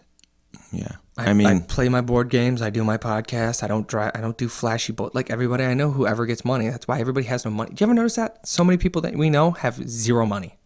At any given time, you're like, where the fuck did your money go? Didn't you just get paid? Mm-hmm. Isn't your paycheck like, $1,200, $1,500 every 2 weeks? Like, where's your money, bro? And, oh, yeah, I bought this and I bought that. And I did this and I went out here and I went out. Well, right there's your problem right there. You just went out 3 times in a week. $60-$70 at a time. Goes quick. I mean, it goes quick. I'll tell you, me saving money, I'm doing better than I ever did prior to this, just saving money. Yeah. Just having money in the bank. What are you doing differently now than you were before? Like, how were you able to save? I got my priorities right. Yeah, that's a big one. I got my priorities right. And I don't know, I think if you adopt a different way of looking at life, I think it makes it much easier than that. Yeah. Like, if I had a girlfriend, if Bridget drove around a Mercedes and she only would go to dinner at... See, that's a different kind of person, though. Yeah, that's a different kind of person, but she's not like that. She's like, I just feel like going to Selena's, which is like the cheapest Mexican place. It's like, she doesn't like that stuff, so it makes it easier. It doesn't make me feel like I need to, like, spend money to make her happy. We're pretty on the same tune when it comes to that stuff. You've probably had girlfriends like that. Oh, yeah. Growing up, I had girlfriends like that, where it was like, I never had any money, and then there was a point where I really never had any money because I never, like, I'd be like, here's my paycheck. This is for gas. This is for, insurance and car payment and tolls, and this is not mine. Yeah. Whatever's left is not mine. It's going to get spent somewhere else because it's not mine, apparently. It's one of those, all right, let's go to Wegmans. You go to Wegmans, and they're just standing there looking at you, and you're like, you just ding your card real fast. You're like, what the fuck am I doing? Like, I don't have anything to begin with, motherfucker. Yeah, I'm telling you. Do what you got to. If you can be happy doing it, that's the skill. Yeah. But that was what got me, though, is he like, I got accused of being poor without being accused of being poor. And then saying, well, what's a livable wage? Like, how dare you extrapolate what I'm saying and take me into reductio ad absurdum and then try to make me feel like I'm the idiot when you're like, I'm going to take it to an extreme proportion irrationally and then like make you feel like, oh, you're not making logical sense, man. It's never going to happen. Like, this is why I stopped talking about my invention. It's because every time I bring it up, I'm like, oh, it's not going to take off. You're not going to make money doing it. What are your chances of doing it? And to me, it's one of those like, fuck you. How many people have succeeded with making bullshit? The guy who made Scrub Daddy has brought over $1 billion into the industry because of a sponge that's hard when it's dry and then soft when it's wet. Yeah, dude, like, it's not about who had that idea. Like, you don't look at that and you're like, wow, that's like, I wouldn't have looked at that and been like, that's a really good idea. I would have been like, oh, it's a sponge. It's not a sponge. It's a scrubber and a sponge in one that's durable as shit. Like, and that guy's made hundreds of millions of dollars on his own. Yeah, half of the inventions that come out, it's not about the invention. Yeah. It's about the advertising, and the other half is about the invention. It's about the need and the want. It's like Shark Tank. Pretty much every one of those inventions, I'm like, oh, I want that. No, seriously, there's a lot of them that come through, and I'm like, how did I not think of that? What's the commercial we always see on TV now? It's the pillow guy. It's a pillow. Oh, the guy who makes the gourmet pillows? It's like My Pillow or something like that. Yeah. The purple's a nice one, too. Purple makes good stuff. It's like pillow. It's a pillow. Those have been around forever, but this guy's got a special pillow that's going to make you sleep better and do all this stuff. Better do that. And he made millions of dollars off it. And it was just chopped up latex and chopped up memory foam inside so you can mold it and form it and shit. But what I find is interesting is a lot of times the things that people make millions on is something that already exists. Yeah. Which is hilarious to me because it's like, but that's already a thing. How did you do that? Like for me as someone who's an idea person, I don't want to make something that exists. I want to make something different than something that exists. So thankfully with what I'm working on with the wife's idea is something that we have not found anybody has made. And I'm trying to make it affordable and cheap and figure out what's a good budget, what people would pay for. So I got to build prototypes. I actually got some of this stuff so I can start like building prototypes for upstairs and then in a couple of places. And then after, a week or two, I'll build some prototypes and I'll give them to other people and be like, test them out for me. Let me know what you think. So I can get feedback and find out what does and doesn't work. I'm tempted to ask about your invention, but I know you can't. I know you can't. Oh, fuck you all. It's my invention. It's his invention. I'm just going to go with Bitcoin. Don't do that. Don't do that. You want to know what, though? Don't do that. Bridget just said last night, she said, I'm going to go to the casino when I graduate and get my master's degree. And I was like, I would have more fun gambling on some sort of stock that's like highly volatile than just going to the casino. And since I suck at gambling, I would probably lose it all anyway. So why don't you invest in stock? Because Bitcoin is... It's not stable, dude. It's not stable, but that's the thing, is if I'm investing something that I really don't care about losing, fuck it. Yeah, but I mean, for how much it's going to cost you to get like a coin or something and then the value of what you would get, like you saw that it dropped 30% in a day and I think it's down to like 10 grand now or something. It was up to like 15, but yeah, it'll fluctuate back. But the only problem I have with Bitcoin is it's based on what is perceived its value. What is its perceived value? It's not based on anything for actual value. Right. It's not backed by anything. Yeah. It's like, here, give me your hat. What's that? How much is that? That's 20. Okay. 20 It's a what? special just Nike 20. hat. It's just 20. And Yeah. I'm like, okay, cool. So I hand it to somebody else as payment for something. They're like, how much is that? I'm like, it's 20. They're like, are you sure it's 20? I think it's worth 15. You're like, 15 what? Just 15 of our currency. They're like, it's based on what you said when you gave it to me. Yeah, they have a fluctuation and they have a market stake and they have a certain amount that'll be in the market and that's how they determine what the value is. But there's no bank allotment somewhere sitting with cash backing it up because there's not enough money in Bitcoin that if every single person right now wanted to take money out, there's money there. But you see a lot of companies are starting to accept it. Like Mark Cuban, for instance. But they probably take it as a Bitcoin and then they sell it right away and they get the cash. Yeah, probably. So they're pulling cash out of the fund because let's say, you put in $1,000 right now in the value of your Bitcoin. Let's say Bitcoin's a grand. You buy a Bitcoin over the next 3 days, 4 days, whatever it is. It goes up to $2,000. Okay, I cash out. So you just take $2,000 in cash out of Bitcoin, right? Where'd you get that other $1,000? They didn't make their own money. They didn't print their own money. You took it from somebody else, so now that person can't pull it out. Yeah, and that's the stuff that I don't really know all the ins and outs of, but I have heard. I mean, I know last year, what was it up? 500%? Yeah, some silly like that, yeah. Something like that, and I hear a lot. Brazil invested all of their money into it too. Yeah, so I hear about all this stuff that people are starting to accept it. I hear a lot of like financial experts that are like, "Oh, I love Bitcoin." Doesn't mean that it's going to do great this year. It doesn't mean that it's going to hold up over time. But the biggest problem that I have with Bitcoin though is like at some point there's no more Bitcoin being made, and at some point you're not going to want to sell your Bitcoin because all the Bitcoin's going to be there. The only reason to sell would be to get out of Bitcoin and get cash, so you can spend it in a different market. But let's say all markets are accepting Bitcoin. You hit the point where there's no more Bitcoin. How are you supposed to get Bitcoin to buy stuff if no one's selling it? If everybody's got it all and everybody's in their network. Yeah, I don't. There's a lot of stuff, to be honest, I don't understand. Like when people are like, I'm mining Bitcoin. There's only a total of 21,000 Bitcoins. Yeah. I'm like, well, how did they come up with 21,000 They did it based on an Bitcoins? extrapolation rate of the years since that they developed it. So it produced more up front, and then every year it drops off until there's only a certain amount of Bitcoin out there. And then the Bitcoin value is based on what the market dictates. But you can pay for stuff in fractions of Bitcoin. So mining Bitcoin, I know what the process is about, but what is that even coming from? How you're basically running what? Like So algorithms? they're pretty probably, they could be, I don't know for sure. They're probably sitting there, and then when Bitcoin enters the market, so like let's say you're there and you're like, hey, I'm selling Bitcoin. You're like, I'm going to sell, 1.5 Bitcoin, and you throw it up in the market. Somebody's sitting there and they go, mine, yeah. They grab the Bitcoin, and then they transfer the cash, and then you cash out. So mining Bitcoin is people who are sitting in there, they're buying, or they're waiting for when the market releases new Bitcoin for the day where they can grab it. Because if you grab it when it's low, and obviously they're believing that the rate's going to go up, like you got a lot of faith in it. So hell yeah, we're going to start it when it's as low as possible. So we're going to be there waiting for it. Price is low right now. That must be a 10 time to buy. It's 10 grand. That's not But low. overall, it's down. Must be a time to buy. Yeah, but it's down from 15. So it'll go back up. Time to sell. Who knows? It might not. It might go up to maybe 12 and just sit there forever. Who knows? It would be worth the risk. Are you sure?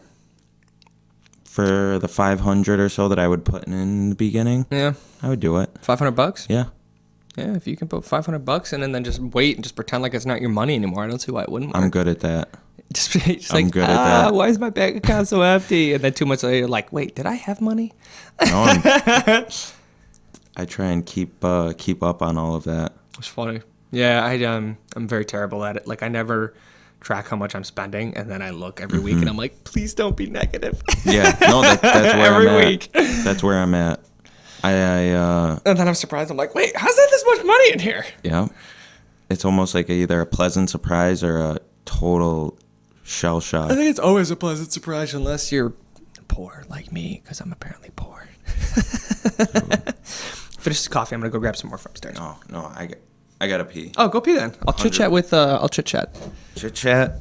Yeah, I don't like to leave the room when no one's in here because then it makes whoever's uncomfortable. Talk about my ass or something. Yeah, Elliot's got an ass. He said to talk about it, so I said he's got an ass. I don't really know what he wants me to say about it. I just know that he has one, and he wanted me to talk about it. So, just so we're all aware. I did meet Elliot at the gym. He was working out with a friend of ours, Anthony, who was a Kyokushinkai instructor, and he is a Masters New York State weight class, Masters heavyweight weight class record holder for powerlifting.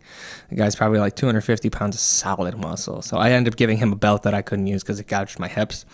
Then he gave it to Elliot because it was too small for him. So Elliot used it, and that's how Elliot and I became friends. He's like, oh, you're the guy who gave me the belt. Yeah, that's me. I'm the sweetie who gave you the belt. So then we started working out when I realized he works out.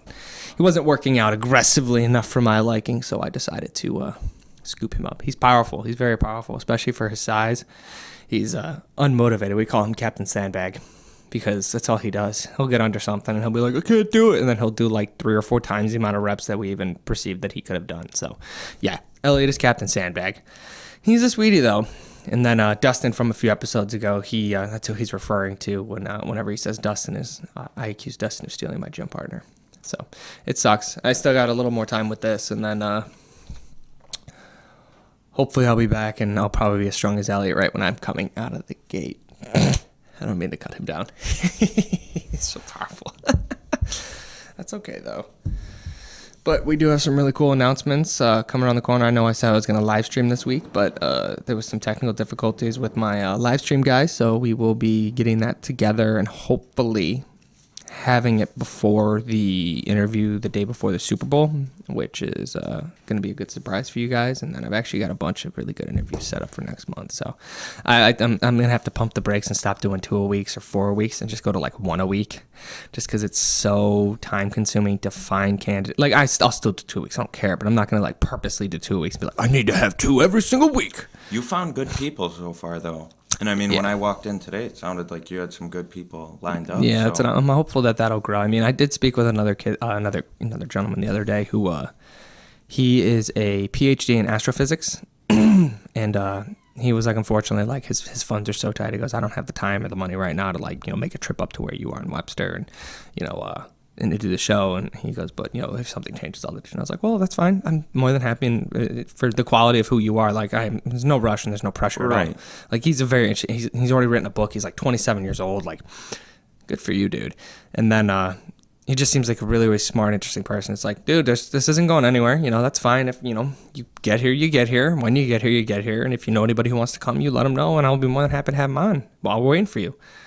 So it's good that I'm happy because I sent out probably 40 plus emails, and I only got back about 4 or 5 responses. And I got to follow up with a couple of people who responded the other day. So stop, Marcel, you son of a bee. Get your coffee. Chit-chat real fast. Absolutely. I'm leaving you the good coffee here. Okay. I'm going to go grab some first. You're great. Talking to the camera. Yeah, I will. Get out of here. Get out of here. Get out of here. All right, guys, who do we got for the Super Bowl this year? I'm going to pick, unfortunately, the Patriots. That's my most hated team. I think that's a lot of people's most hated team. Just one Super Bowl without the Patriots.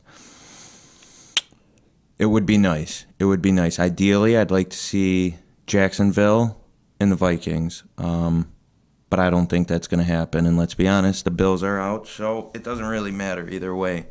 In fact, football games without your team playing in it, it comes down to who you hate less, I would say. Who you hate less, and at that point, it's less stressful. I know my girlfriend and I, my girlfriend Bridget, if we are watching a football game with our team and we're losing, we either shut it off or the day's ruined. Why? Because that's how it is. I mean, are you a Bills fan?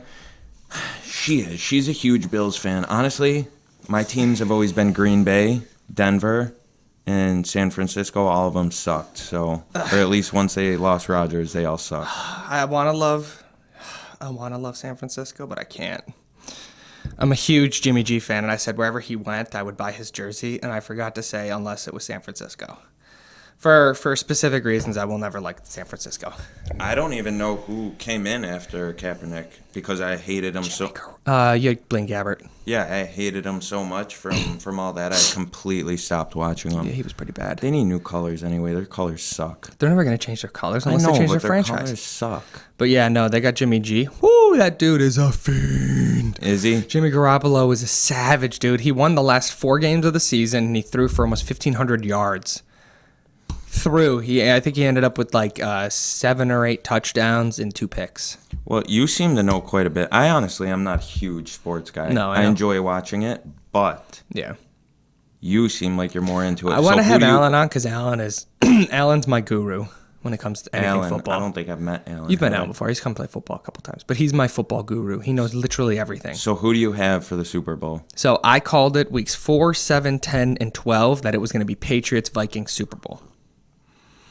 And I'm actually moving tomorrow's up so that way I can make sure I can at least watch the Patriots game at 3, and then I'll spend time with the wife during the second one. Wait, so the Patriots are playing Jacksonville, and then the Eagles are Vikings. Yeah, they're fighting the Vikings. Honestly, I would like to see the Vikings take it all the way.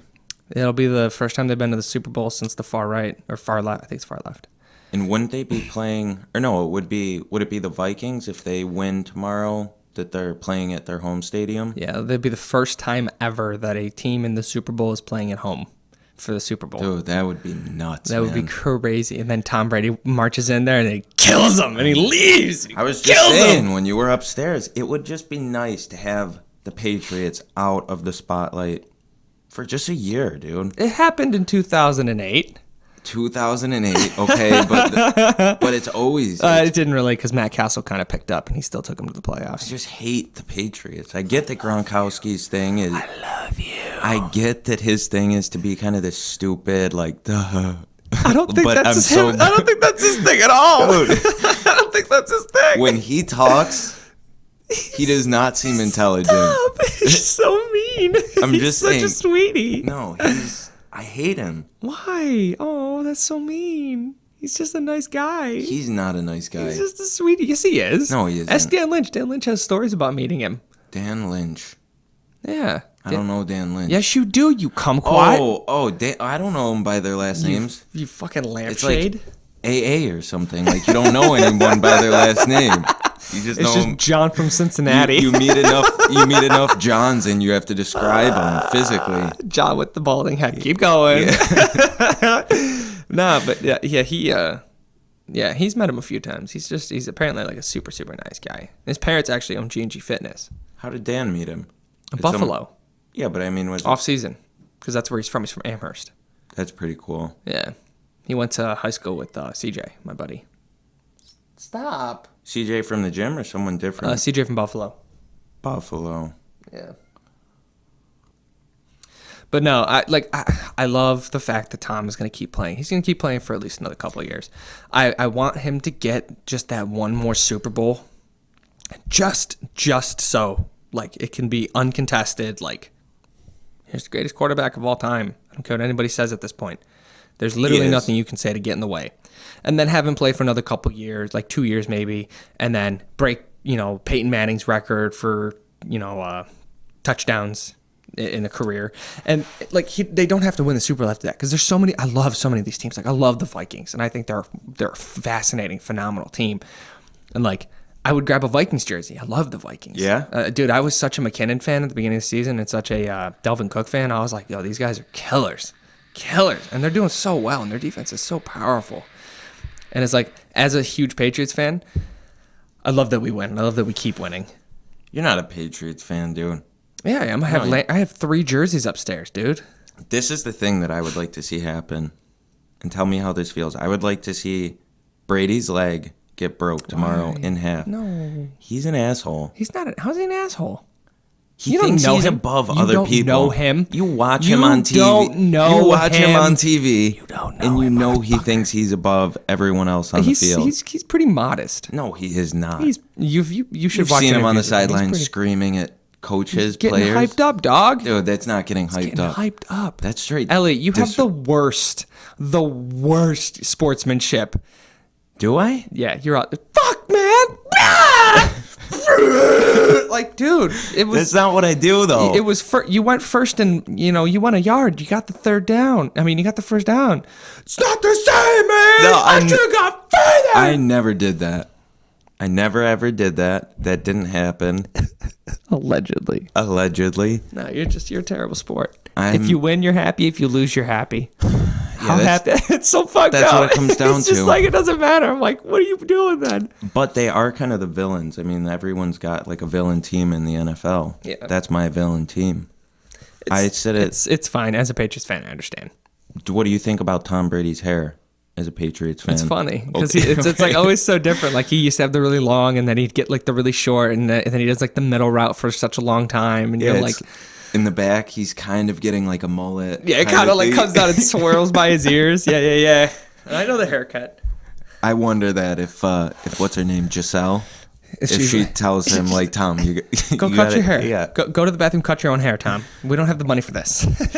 she's a good looking lady. He's lucky. She's a nice lady. She's lucky. He's lucky. Yeah, it's an interesting dichotomy, that whole thing, because like, I love the Saints, I love the Steelers, and I would love to see one of them get a Super Bowl again before either of them retire. Because not to be blunt or anything like that, but Drew Brees is up there. Oh yeah. Ben Roethlisberger's up there. Like, and they both only got, I think, 1 Super Bowl under their belt, just because Pat's Nation, baby. There's just been such a winning streak and spree of just us getting to the postseason that hasn't allowed anything from the AFC in, and then the NFC is usually pretty locked down. With the past few years, it was like the Seahawks, the Panthers, and the I don't want to say Falcons because they just got into one, but the Seahawks, the Panthers, and shit. I don't want to say the Saints. I'm missing one. Broncos are AFC. Yeah, so it just seems like every single year was the same exact teams getting there to postseason, and then they would just kill it, and get postseason. Like 3 or 4 years in a row. I mean, the thing is with any of those teams, it seems like there's always the one star player, and as soon as he's gone, like Rodgers, I don't see. That's what happened, yeah. I don't see them. Yeah, but Hundley's good. He's all right. He's all right. He looks like Bruno Mars, but that's besides the point. Well, I mean, so he's been training under Drew Brees. I don't know how long, but he's the hopeful replacement for for Aaron Rodgers when Aaron Rodgers leaves. But Aaron Rodgers is only 33. Yeah, he's pretty young. He's still 34, I thought. I don't think he's that old. I think he's younger. In any case, though, like he's still got a couple years, maybe half a dozen years left under his belt there, and it's like. Is Hundley the backup? Is Hundley a starter? And Hundley's good. He's been training under him for so long. But look at Aaron Rodgers, Andrew Luck. Yeah.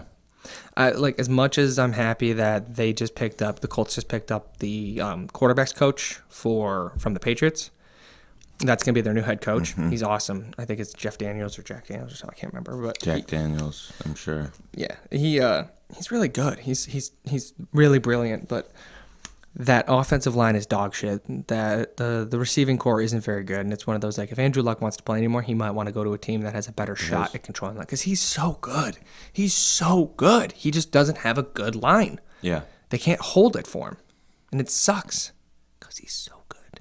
He's all right. But you got chumps like Blake Bortles who's in the postseason, and that dude has as many interceptions as he does touchdowns. Like, what?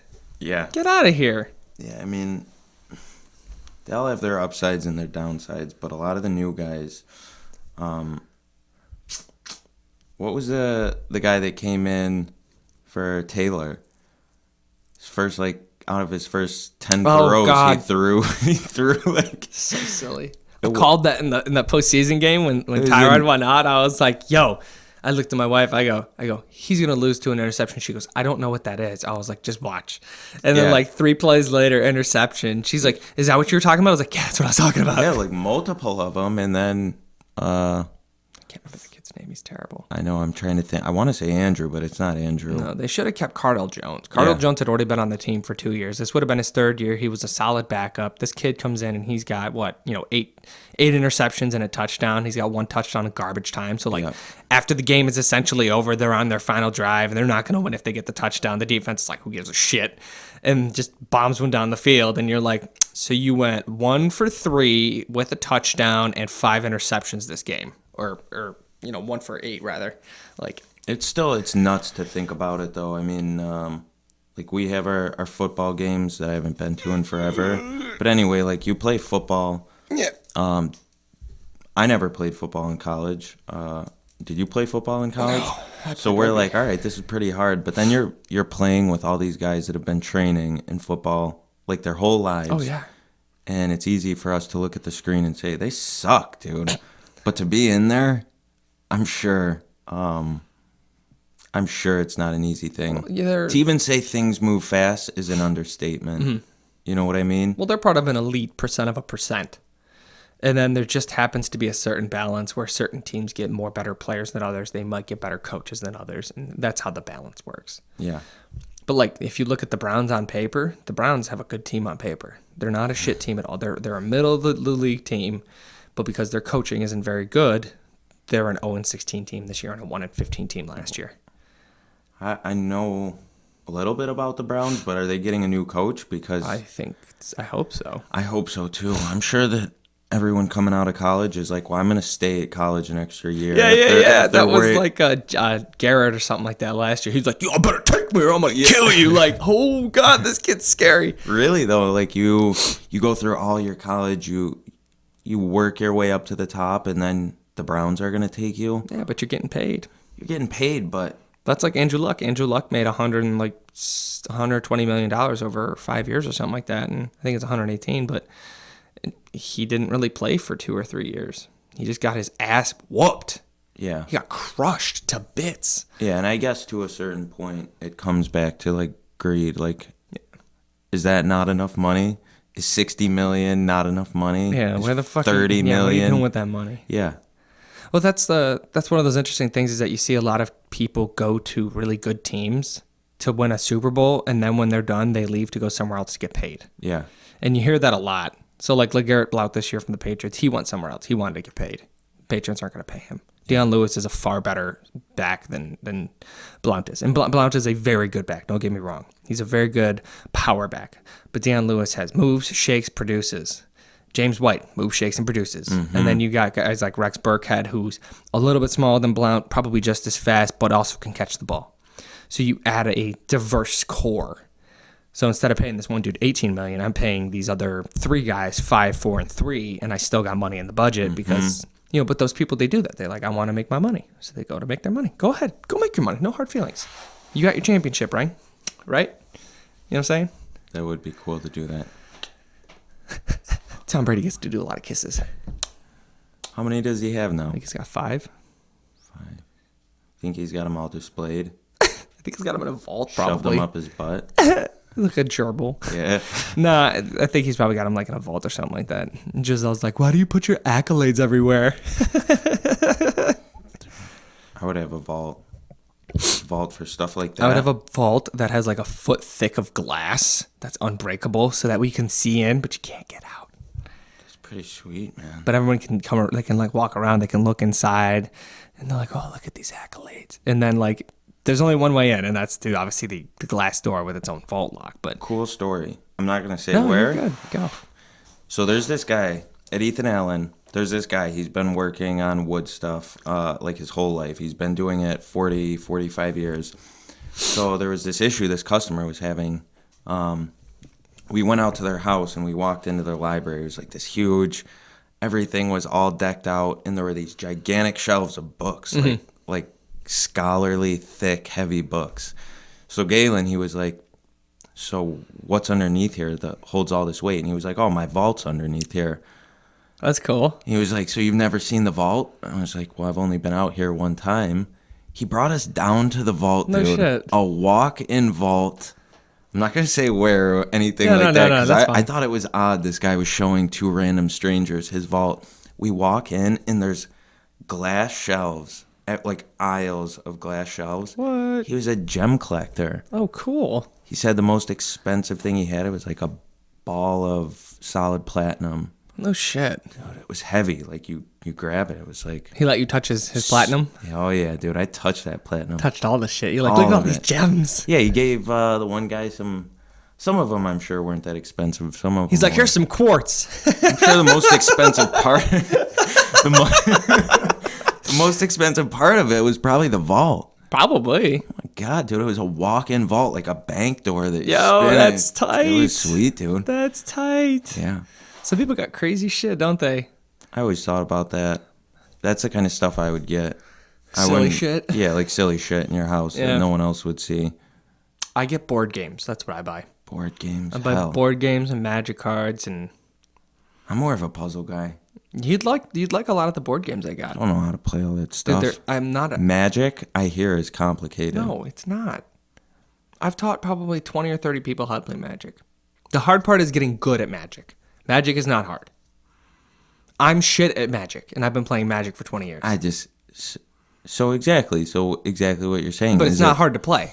It's not hard to play, but it's hard to be a force to be reckoned with. Okay, yeah, but even out of all the people who go to tournaments and shit like that, I'm going to say out of every tournament, let's say it's 1,000 people, only 5 are really good at Magic. Everybody else is just like, they play it and they still make bulldog dumb mistakes. Really? Yeah, it's because there's so much stuff going on all the time, and they add new sets every 3 months. You got to learn new abilities and new complexes and stuff like that. But the game isn't hard to learn. The difficulty in learning is learning how things work together and work against each other. Figuring out how to beat your strategy with mine. And since we play casual, there's no sideboard. A sideboard effectively lets you take some cards out of your deck and switch them with other cards that might make it easier for you to beat a certain deck. I would come play. I'd surprise all of You can you. come play. I'll teach you how to play. It's super easy. You told me I wasn't welcome. I never Admit said it. that. Why would I say that? You're a sweetie. Why would I say that? Admit it. No, Just admit it. I'm not going to admit a lie. A cold, bold-faced lie. It's just the eyes. He knows. And then last night we played Smash Up. Smash Up was awesome. All right, there. I played the zombie robots. So tell me this. Killed though. it. Killed it. What level would you classify all these games at? Because I'm more of like a sorry or trouble kind of guy. Okay, so like Sorry, Trouble, not Monopoly. Monopoly probably. Monopoly's up there. That's tougher. Mousetrap, 13 Dead End Drive, Clue. Those are all like level 1 games. No, wait, whoa. You're forgetting Chutes the and best ladders. game of all time. Life. Guess who? Guess who? Yeah, that's up there. Does he look like a bitch? I remember when memes first started. That was one of the first memes I ever saw, and I cried. I couldn't hold it together just because the kid's head gets proxied. What a good game. Yeah, because just all the characters they make, it leaves it open to interpretation. so funny. Does he look like a bitch? I love it because Sam Jackson. Oh, it's so good. But no, like, so Smash Up would be considered like a tier. So if like you're going, like, let's say there's 3 levels: easy, medium, and hard. Like, Life would be easy. You know which one Life is? Yeah. Those would all be easy games. Risk, that would be a medium game. Small World is a risk without chance. So Risk is, I'm attacking you and I roll my dice, and whatever numbers comes up, that's what you roll, and then you roll, and we compare the dice numbers, right? You know Risk, right? Yeah. Yeah. Small World is the same exact thing, except there's no risk involved. There's no chance. So I would even put Risk as like an easy game. An easy. Yeah. The things that require more strategy, that's how it gets more difficult. So like with Small World, it's you're dealt your cards. It literally tells you how many cards to take. You take your cards, and then you take over places based on the number of required cards to take a space. It's like if you're taking over space that has nothing on it, you put 2 units down. Taking down one that has some sort of land effect on it, you put 3 down. Take down something that has 1 unit of the opponent's thing down. It's super easy breakdown. Smash Up is probably level 2 as well. Requires some reading. That's the hard part, is like reading all the cards and knowing what they're all doing. But that's it. And then just deciding how to put it down, because every card has its own effect. Games like 5 Tribes are probably still a medium game. I'd be remiss if I didn't say that I probably don't have an actual hard. I think the hard game, the only hard game games that I have, Probably never even heard of it. Axis and Allies and the Game of Thrones game. Those are very hard games. Stockpile is a middle of the road game. Resistance is a middle of the road game. So You know hella games. I have probably like 50 games back there behind the wall. I have a lot of games. Like in a Catan. vault behind the wall? No, just on shelves. Okay. Next to my comic books. And then like Catan would be a nice middle of the road game, but it can lead to hard and stuff like I don't buy games that I don't want to, that I'm not going to have fun playing, or that no one's going to have fun playing. I buy games that require strategy, but don't require me to fucking spend, 3-4 hours studying. Yeah. If I can watch a quick preview on YouTube how to play the game, that's for me. Yeah. Because then I can learn it based on watching somebody else do it. Yeah. That's how we did Smash Up yesterday. I'll tell everybody how to play Smash Up in 5 minutes. I could be here for that. Yeah, it was easy. The first game lasted like 35 minutes. If you would have invited me, I would have been here. There's an open door policy in this house. Boy. All the time? Only on Fridays when we play Okay. games. Yeah. You don't walk in my house like on a Okay. Tuesday. You got guns in here? No, just don't walk in my house on a Okay. fucking Tuesday. He's a fucking weirdo. He's like, hey man, I'm just, you said open door policy. I'm like, dude, it's Tuesday. Go home. I know someone you said did that before. There's a lot of people who do that. Oh, JC does that. Yeah. Yeah. He just comes over. Do you still see him a lot? I haven't seen him in a minute since I hurt myself. I know he's working out at Midtown now. Upperclassman? Yeah, apparently. He's got that I own a business thing, so I'm going to go work out at the best gym in town. The nicest gym in town, rather. Yeah, I would say nicest. I don't think you can really lift in that gym. Yeah, no, I don't think so. Colin works out there sometimes. Colin Doback. Yeah. Mr. Realtor Colin Doback. Yeah. Yeah, he's so funny. I was like, hey, you guys seen that asshole online who's like, hey, if you need a realtor, let me know. Where'd you see his post or whatever? On Facebook, because I follow social media. Yeah, no, I don't. I just know him. Wait, how do you know Colin? Through the gym, actually. No shit. Yep. I thought you guys were like besties. No, but he knows that I was looking for a house, that we're still in our search. And it's a slow time of year. Yeah, he works for the company that our realtor works for. Which is what? Keller Williams. Keller Williams. As Cal. I always tell this story, but one of my friends, he got really, really lucky with the realtor firm that he works for, because he worked for a really shitty one at one point. But his realtor firm is really cool. There's no office. I mean, there is an office. If you want to go rent one of the office rooms, you can, but you don't have to rent an office. You don't have to check in with him. You don't have to tell him what's going on. Literally, the only thing you do, because the guy that he works for, he acts like a head for the whole realtor firm, is you just give him, I think it's like 10 or 15. I think it might be it's probably lower. It might be 5 or 10% of your sale.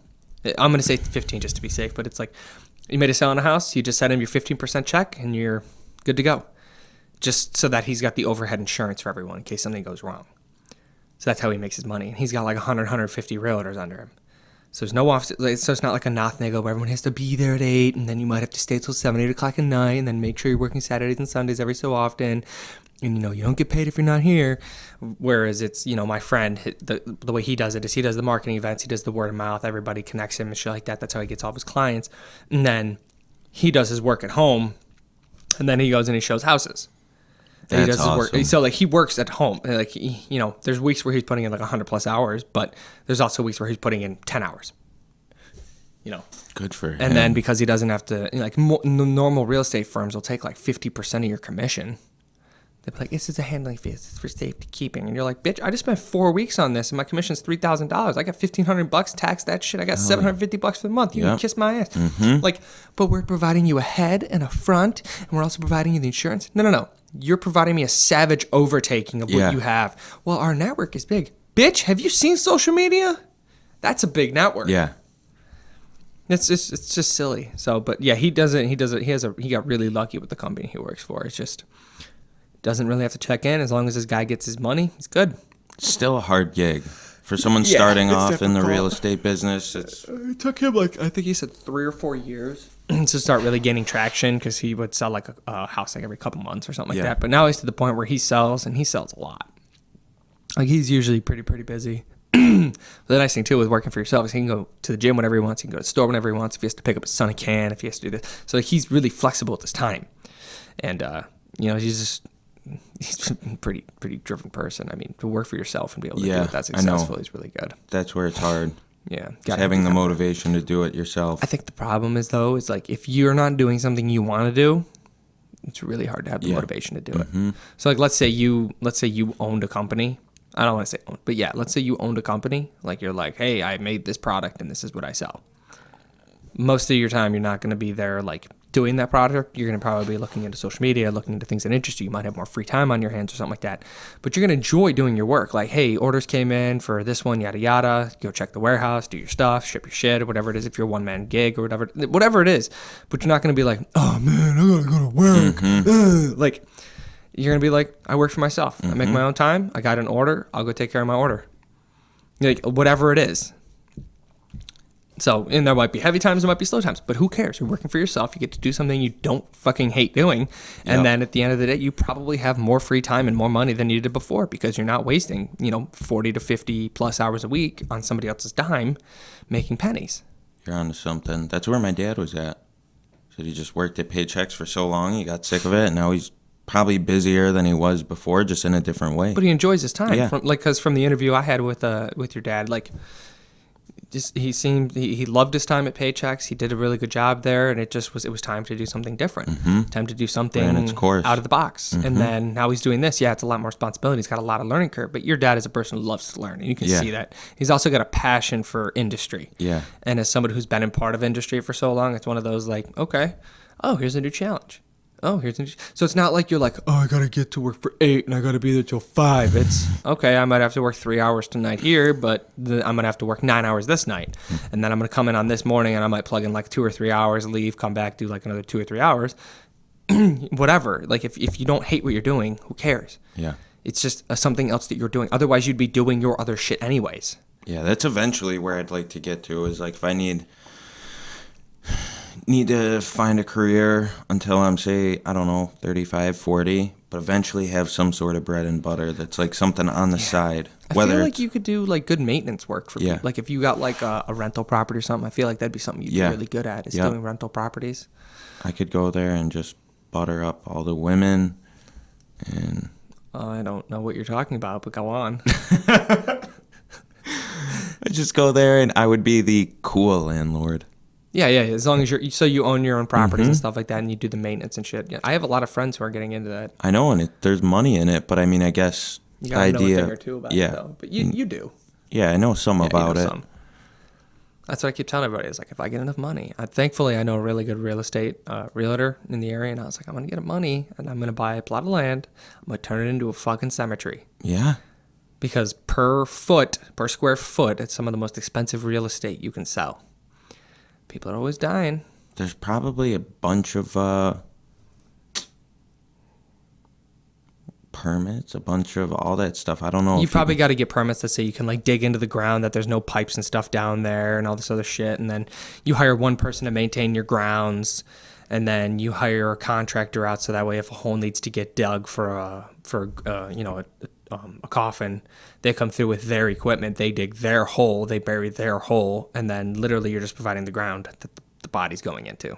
It's not a bad idea though. Oh, you want to put a mausoleum on here? $100,000 mausoleum? I need $50,000 for that shit, bitch. Yeah, I always wondered that. So you have a cemetery, all these acres of land, okay?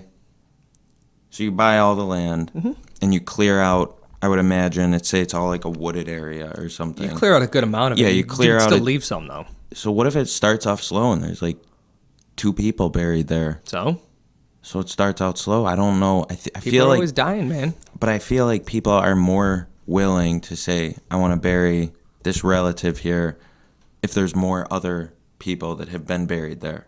You know what I'm saying? Probably, but people are always dying.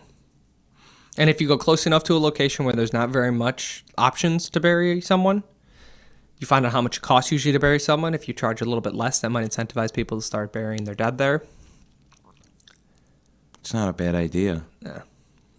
My wife insists parking lot, and I'm like, yeah, that's a good idea. That's a lot of constant income, but Parking a lot? yeah. The other thing with the cemetery though is if you don't make it a private cemetery, there's probably like state write-offs and stuff like that you can get for it. I know. Just come up with a couple headstones. It'll be easy. Yeah. Like a natural park cemetery. Yeah. Community park. Serious. Dude, if you took a cemetery and just put a stupid spin on it, like a Zen cemetery or something. The Zenitarium. Yeah, the Zenitarium. Dude, people would be drawn to that. Something stupid like that. You just put speakers and you aim them into the cemetery and you just play Zen music, or like the Australian throat singing the. Yeah, you have like, you throw like one Zen garden in there with sand and some rakes. People would totally come there. Yeah. Holy shit. Yeah. You're right, dude. Right in the middle. And then you just put the rakes out there and you're like, just go. If you're stressed out, go. Seriously. Yo, Start now. That's so funny because that is such a good idea. Oh my God. Yeah. Kid's sandbox. If we start a bonsai tree right now, in 50 years, we could have a decent one, and that could be like the centerpiece of it. Give people like the little tiny scissors to go up there, like just snip off a little bit, just shape the bonsai tree. Yes. Put like a greenhouse over it, so during the middle of pruners. winter they can go in and kick their feet off and go in the Zen garden and rake and just calm down and move the stones around and shit. Is that me or you? That's you. How dare you not turn your phone on silent, you son of a It bitch. is. We're over here trying to think $1 million ideas. You like how you just so rudely interrupted our train? All right. So let's go back to it. Zenitarium. The Zenitarium. I'm telling you, dude. What about I was trying to think of like a play on words for like a fitness cemeterium. So that's the thing is, yeah, it's another So like one. you're bench pressing over somebody's dead body. You're squatting, teabagging over, a headstone. That's how you do your pause squats. I'm trying to think a good name on it. You're making me think here. I keep saying that my headstone's gonna be a vending machine, so that it will incentivize people to come see me. But I think if I had to say, at least all the cemeteries I've been to have that kind of patriot theme, that American theme to it. Especially the military ones. Yeah. So even if it's not that, like, what's the? I love the Mount Hope Cemetery. What's the one in Pittsford? I think it's actually technically Fairport, Whitehaven, maybe. Okay. I don't think that's a military cemetery, but it's still got that feel, like a bunch of American flags everywhere. It's got to be welcoming. It is, but the Zenitarium would be more welcoming. It would be. I like it. That's not a bad idea. And then you got to put it somewhere like super fancy, like Pittsford or Fairport, and then you got to charge an outrageous amount of money per plot. People would be like, I need to go to the Zenitarium when I'm dead, bitch. It would need to feel like exclusive if it was would in a be. place like that, like almost like walls It's probably around like it. those ticket arms, like when you have like a stub to go to the subway and it cranks through, and it's like only one per day, Yeah, bitch. think of like a giant wall. I'm talking probably 12 feet high. Build the wall like in Mexico. And all you could see on the other side were trees. Nice, green, plush, plump trees. Billowing. Okay? And then 2 giant dragons. Gargoyles. Gargoyles, dragons, whatever. Could be a lion. You probably have to do the on lion each if it's side. Zen. Well, what's Japanese? Japanese would be, that's Chinese as the lions. I think We're just going to put 2 GTRs. Yeah. Have them aiming at the entrance. The car Telling doors you. are the gates, so they close and you can get in. We would be on to something. That's so funny. How much money do you think we'd need to do that?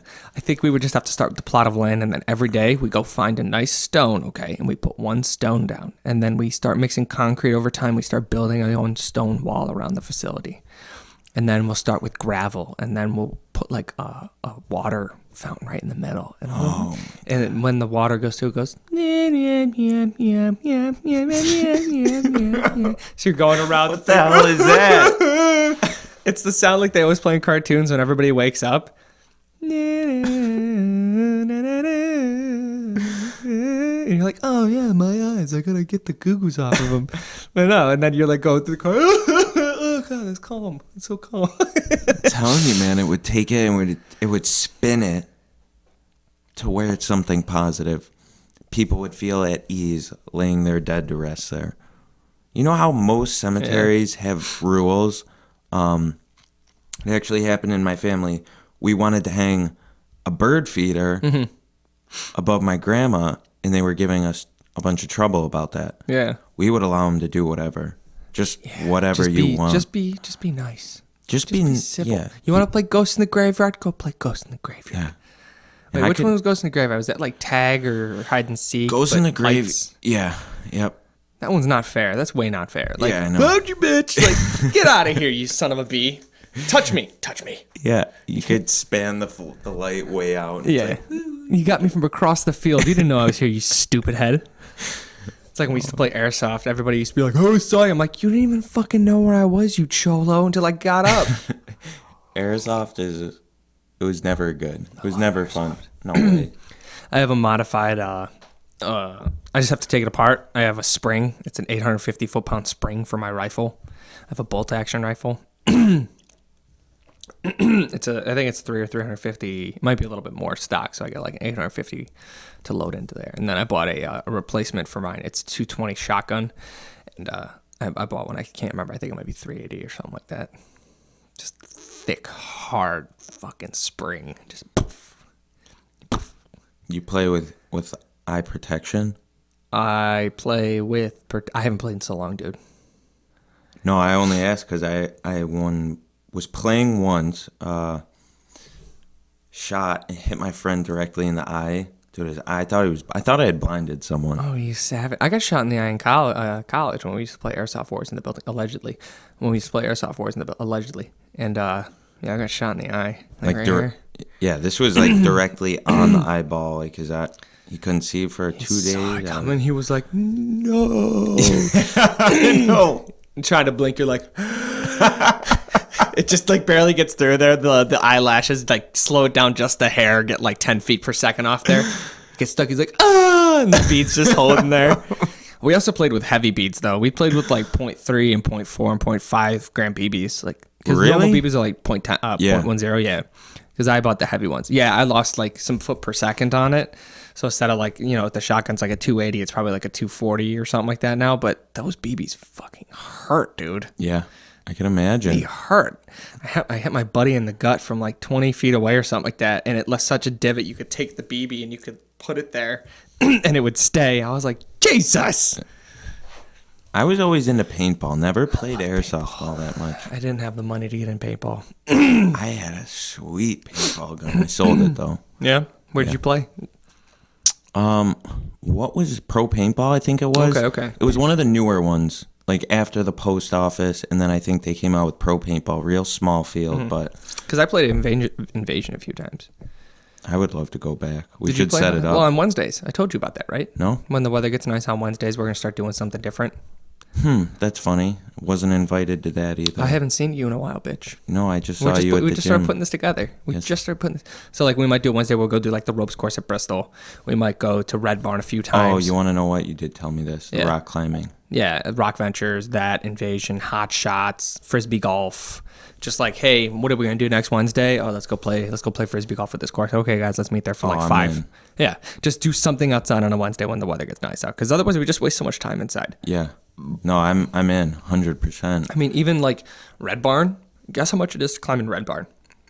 I mean, yes, 15, It's $8. $8. It's like $5 to rent the shoes, and then $3 for the time you're there.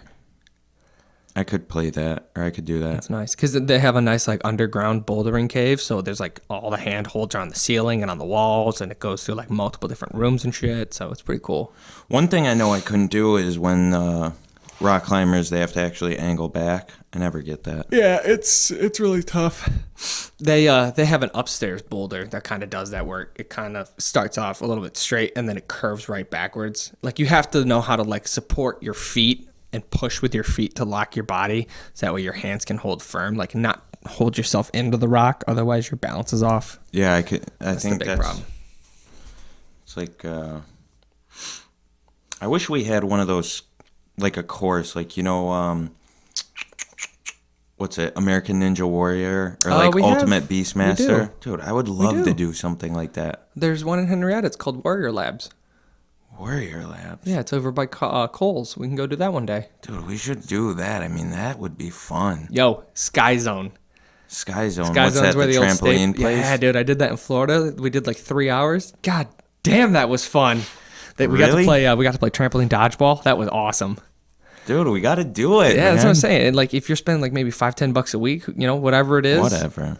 And then like, you get some clubs. We can go to driving range one day. It doesn't always have to be something expensive or something like that. Like. I suck at golf, though. So do I, but I got to get better because I want to play a little more this summer. I don't play enough. Well, I can't play at all. I'm I'm terrible. horrible. I'm no, awful. I mean, I can't connect. I hook.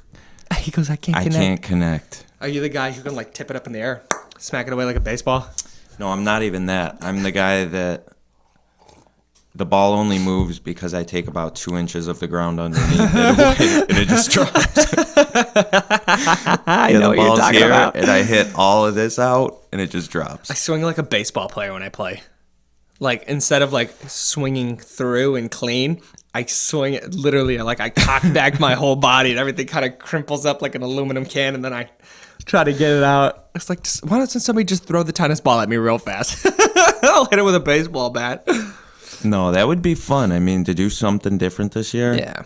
And then like, let's say there's a week where we're like, oh, we just did a $20 thing last week. Like let's go to the field on Wednesday and we'll do like battle ropes and rugby passes and route running and stuff like that. Like do course like hardcore, like outside. We'll do sprints or something like that and just like get outside.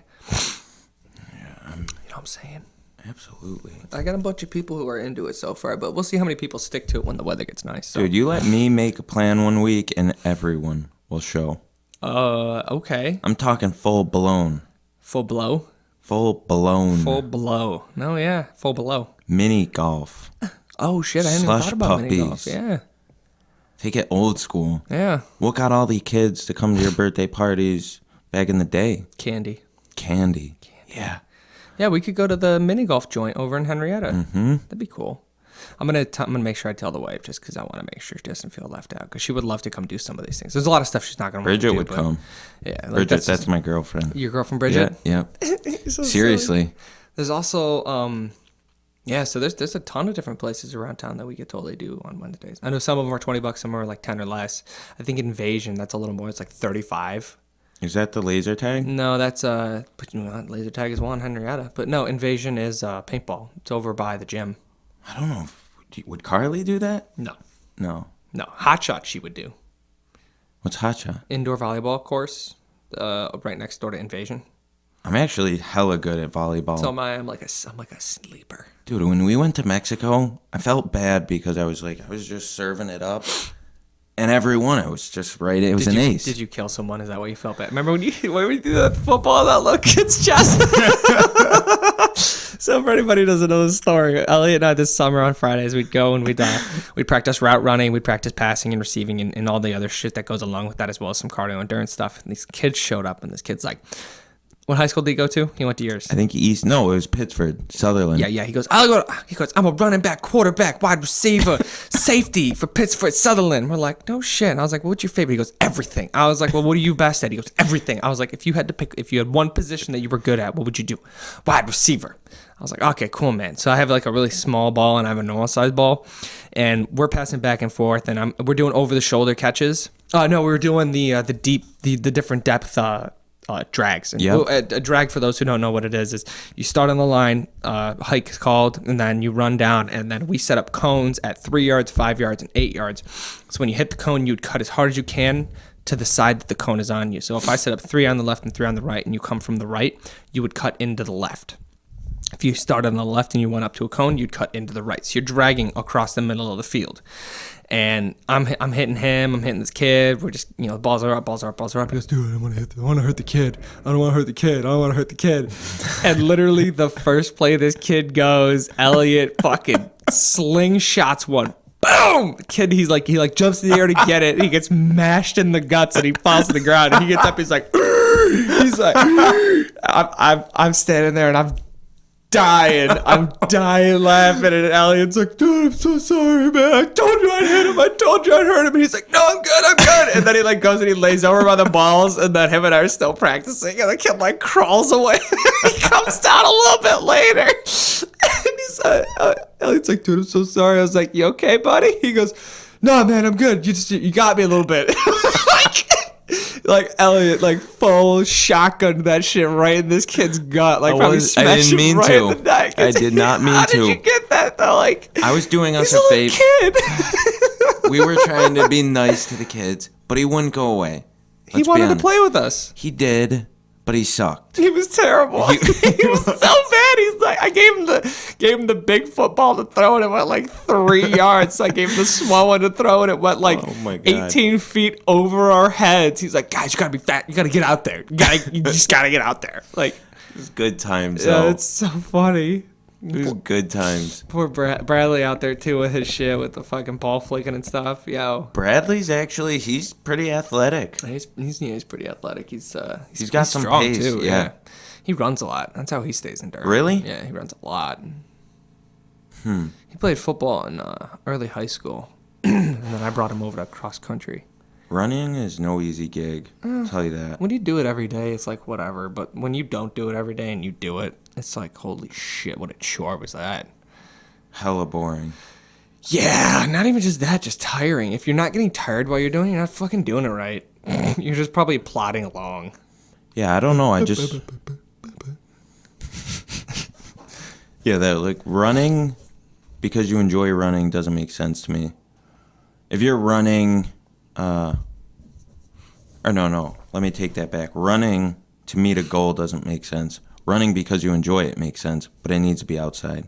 Yeah, running inside is hilarious. We get so little weather, nice weather, outside weather here, that when summertime comes, I'm definitely more willing to do that stuff. When I got home from Florida, I would work outside. I was running 2 days a week outside, and I was doing anywhere between 5 and 12 miles at 240 pounds. But I had courses that I would set, and I would just run the courses. Webster Park is right there. So I would just go to Webster Park or something, or I'd go to Mendon. I'd run 2 of the 5K courses or one of the 10K courses or 50, whatever it is I decided to do that day. But once you're doing it, it's fine, but it just sucks. 5K, yeah, I did it once. I was surprised I didn't stop at all, but yeah. That was tough. 3.1 miles. 3.1 miles, baby. There was a day when I trained for cross country where it was indoor track season, or it might have been winter break, or yeah, it was the summer before cross country, and I ran 39 miles or 38 miles in a day. In a day? Yeah, I did 2 separate runs. I did one in the morning. I don't believe you. Fuck you then. Fuck you then. I don't believe you. Get out of my house. I don't believe you. Yeah. It seems excessive. It was a little excessive. So how much of your day was that? Hour-wise? I didn't work, so... There's not enough hours in a day to run 38 miles. Yeah, it was. The first one was a 9.5 mile course. It was like an extended course from around around and out and down and then back in, like down to Rush. And then there's another way that you can kind of come into the house. So it was like 9.5. I think I left at like 7 and I got home. I can't even remember anymore. But I had like a 7.5 minute mile pace. It wasn't fast. It wasn't slow. It was just like 7.5 minutes. So 7 miles would have been 50 minutes ish. So it was probably like a little over an hour, like an hour and 15, hour 20. And then I went out that night before dinner, like at 5 o'clock, and I think I got home probably around like 7:30, 8 o'clock, and then ate dinner. But there was a time when we cross-trained where I'd get up in the morning, I'd run 3 miles, I'd eat breakfast, I'd go back to sleep, I'd wake up, I'd hop on my bicycle, and I'd go ride for 15, 20 miles, and then I'd come home and I'd eat lunch, and I'd take a swim, and I'd jump on my trampoline, I'd play video games, and then, you know, around dinner time, I'd either eat and go, or I'd go out, you know, before I ate or whatever it is, and then I'd go run like another, 5 to 9 miles. That just seems excessive. I didn't have anything else going. I figured that's how I got faster. That's how I got better. I really didn't. I didn't get much better. But I was one of the only 2 people on the team to break 1,000 miles in 10 weeks. Good for you, man. I was like, fuck yeah. I wanted that shirt, too, because they had never made that shirt. They made 250-mile club shirts and 500-mile club shirts.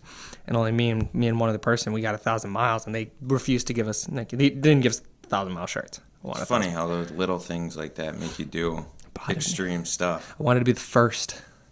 I want to be like, bitch, it's all about distance, right? That's the distance, 1,000 miles in 10 weeks. Distance has been set, motherfucker. Check up. I wasn't the fastest. So that's probably why they didn't give a shit. They're like, yeah, it's fine. He's still not even going to be varsity. That's probably why. What does varsity mean, though? Top 7, top 10. Yeah. I don't know. Varsity, bunch of shit. Yeah. Well, so when you were growing up, what sports did you play? Football. That's it? Just Football. football the whole time? Yeah, but it was different. Like I Like wouldn't when say you were a kid, too? Yep. It was always, well, when I was a kid, I played baseball. Mm-hmm. Baseball until I was 15, or no, right until I went into high school. That's when I stopped playing. Then I played 12, 13. football. Oh, okay, so you played throughout high school. And you were, what, like a middle linebacker or something? No, I was actually fullback. Mm-hmm. And then, so basically the way it worked was I was starting fullback on JV. Mm-hmm. And then when varsity moved me up my sophomore year, they actually put me as second string running back, which didn't make a whole lot of sense. But well, fullback's supposed to be a bigger person. So like maybe for JV, when I was younger, I was bigger in comparison, like relatively speaking, to other people. So you could kind of break a gap or something like that. Oh, dude, I love to hit people. How were you as a fullback and as a running back? Fullback, I was good because I loved hitting people. Running back, I don't think I had the whole like get lower to the ground thing down. I mean, I wasn't that. I think my best 40 was 5.0. That's not bad. It was all right, but it wasn't 4.7 or 4.8, whatever the other kid was running. Yeah. I didn't have the acceleration. I was white and you were just making it. You were just able to keep speed. Yeah. Yeah. Yeah. But I got so much. It just seems like I was like Sammy Watkins all over again. I was fragile. So were you the kind of guy who would run into your offensive line and find a gap there, or would you find a spot on the outside to go? No, I would run right into him. So you didn't wait, look, see what was open and go? No. How good were you? Like, did you get, a lot of first down play, second down play, third down play? Were you a short yardage guy? Were you a big yardage guy? Honestly, I didn't ever play running back. I was a short yardage guy. That's like what all my touchdowns were. 100% of them. None of them were long yards. No shit. Ever. I loved it. So you were like, second down, we need 3 yards. I like get in there. Well, I would say exactly. Like 75% of the time I played football, I was playing fullback. Mm-hmm. And that was all, the plays that we were running were all designed to be short plays. Were you guys like a run first offense? Yeah. Yeah. Because our quarterback sucked. It's so sad. There's so many high school players that are just terrible quarterbacks. It's funny, too, because it seems like it would be the easier thing to develop. I mean, catching and passing. Well, take for example our club. So I quarterback. Let's compare like me, Alex, and Dylan. I don't know if you ever played with Dylan, but you remember Alex, Eddie's brother. Yeah. Alex is tall. He's got really good vision. He's got really good range. He can get the ball down the field, but he can't get the ball accurately there, and he can't get it out in good time. Yeah. Okay? So let's say like it's 5 seconds, he's probably getting taken down. If he throws the ball down the field and it's anything more than a 25-yard pass, it's probably getting intercepted. If it's a close pass, it's going to get there, but it might not get there in time, or it'll get there way before anybody's ready to catch. That's one of the two. So, like, he's got a really weird gray area where he's really, really good. So, like, if you're looking for 15-yard passes, he's your guy. Then you've got, like, Dylan. Dylan's laser focused, doesn't move in the pocket, stays really still, looks, does his reads, figures out who's going to be open, and the ball goes out a long time before it's even ready. Right. And then it's out. Dan is the same way. Dan's nice and tall. Dan can see the field. Dan can get the ball down the field. He has a lower chance of getting an interception. And then at the same time, he's really good at the short pass, but he gets a lot of time in the pocket to play just because usually there's a really good offensive or defensive lineman, kind of protecting him or giving him time to work his Right. opens. Me, I'm really good at anything under 15 yards. Nice and quick out at like the snaps and stuff like that, but anything over 15 yards, I'm absolute dog shit in. And chances are going to get an interception unless I can get like a post read. So like I tell you, you're going to go down the field and I need you to drag the safety. And once the safety's on your side of the field, I need you to cut as hard as you can. Because then the acknowledgement's there, you're running, safety's on the pole. I know the moment that I see that it's yours, I'm throwing the ball out because you're going to look and you're going to see I just have to go catch the ball like when you're doing basic passes. That's the only time that I'm able to do good. But I have to know that you're going to do the route that I told you to run. That's the only problem with me as a quarterback is like I'm terrible at what we refer to as the dicks out routes. We're like, when I show you the play card and I show you the hash and it's a 10-yard hash and a 20-yard hash and it has you cutting across the field between two hashes, that means I'm expecting you to cut there and look at me. Every time. And I always tell you, here's the button hook. You're going to go 12 yards and look back at me. Run. You're over the line. Turn and look. So if the ball's going to you, it's going to be there. It's just like, do your job and it's nice and easy. I make your life so easy. If you don't have someone on you, the ball's going to be like you. That one play we had. And this is one of my favorite plays of all time. Or I literally looked over. I gave you a head nod up. I looked back forward. I called hike. Nobody had even looked, and I had already thrown the ball to the left side of the field without even looking, and you're already through your defender. You've caught the ball, and you're over in the end zone. Hell yeah. Like, but that's what I'm saying, because I knew that when I looked at you and you acknowledged me, that the ball would be exactly where I told you the ball would be. Right. And it was there in time. So there was no reads like, hey, I'm looking around trying to see where the ball is. It's just know the ball will be there. That's how I quarterback. Yeah. And it doesn't work very well, especially when you have people who want to try and do their own shit. Oh, yeah. That's like me. But it's the same in high school, same thing. Now you got to coach people. Either you're, as the coach, going to tell kids, hey, listen to your quarterback, this is how we practice, or it's going to be, this is your route A, and you have 3 other routes, and your quarterback now has to figure out which one's the best. So you might have 3 guys out there, and they might have 3 routes each, so you've got to figure out 9 goddamn routes. Versus, hey, if you're my read, you're going to be here, you're going to be here, you're going to be here. The ball will go out. Just look for the ball. It's going to be one of you 3. We also had a pretty small team. Surprisingly, like we didn't have a lot of people on the sidelines. Like thinking back, Rush Henrietta always had a giant team. Yeah, we had a big team out there. I'm trying to think what other places did. I actually think East High School was pretty. East always has a big one, yeah. Yeah, so there were always a lot of people to choose from. A lot of kids that were willing to play quarterback. We kind of had 2 people that were even willing to play. Neither were really. That was like their area of expertise, and that's what we had. If we had a better one, maybe we would have passed more. But honestly, I hated passing plays. I liked running into kids. Because I'm not going to lie to you. Like, yeah, it's really, really hard to make a good quarterback. But it's really easy because everybody's always passing the ball around. To make someone who can hand the ball off, get good reads on the defense, and do really, really short passes. Yeah. Like, if you can have if you're a run-first offense and you've got a really good guy who can check down, who can do screen passes, that's fine. You'll just get the ball down the field the whole time. You set up like you're fucking like an I formation, like you're going to keep running the ball. And you're passing, you might be running the ball half the time, and you're probably doing checkdowns the other half the time. You're doing checkdown, you're doing screen passes, stuff like that, just because the defense is set up every single time to stop a run play. And now after a while, they're like, oh, wait, he's got checkdowns for anything 8 yards and under, and it's one of these sides, and then he's got these guys out over here with the guy who was blocking. It could be a screen pass. So once you set up like that, and every single time you run it the same, they can't read it. They can't get on it. So whether you have a good quarterback, because a good quarterback is someone who can read, most people can't read because it's something that's taught, and it's taught through a lot of repetition. Right.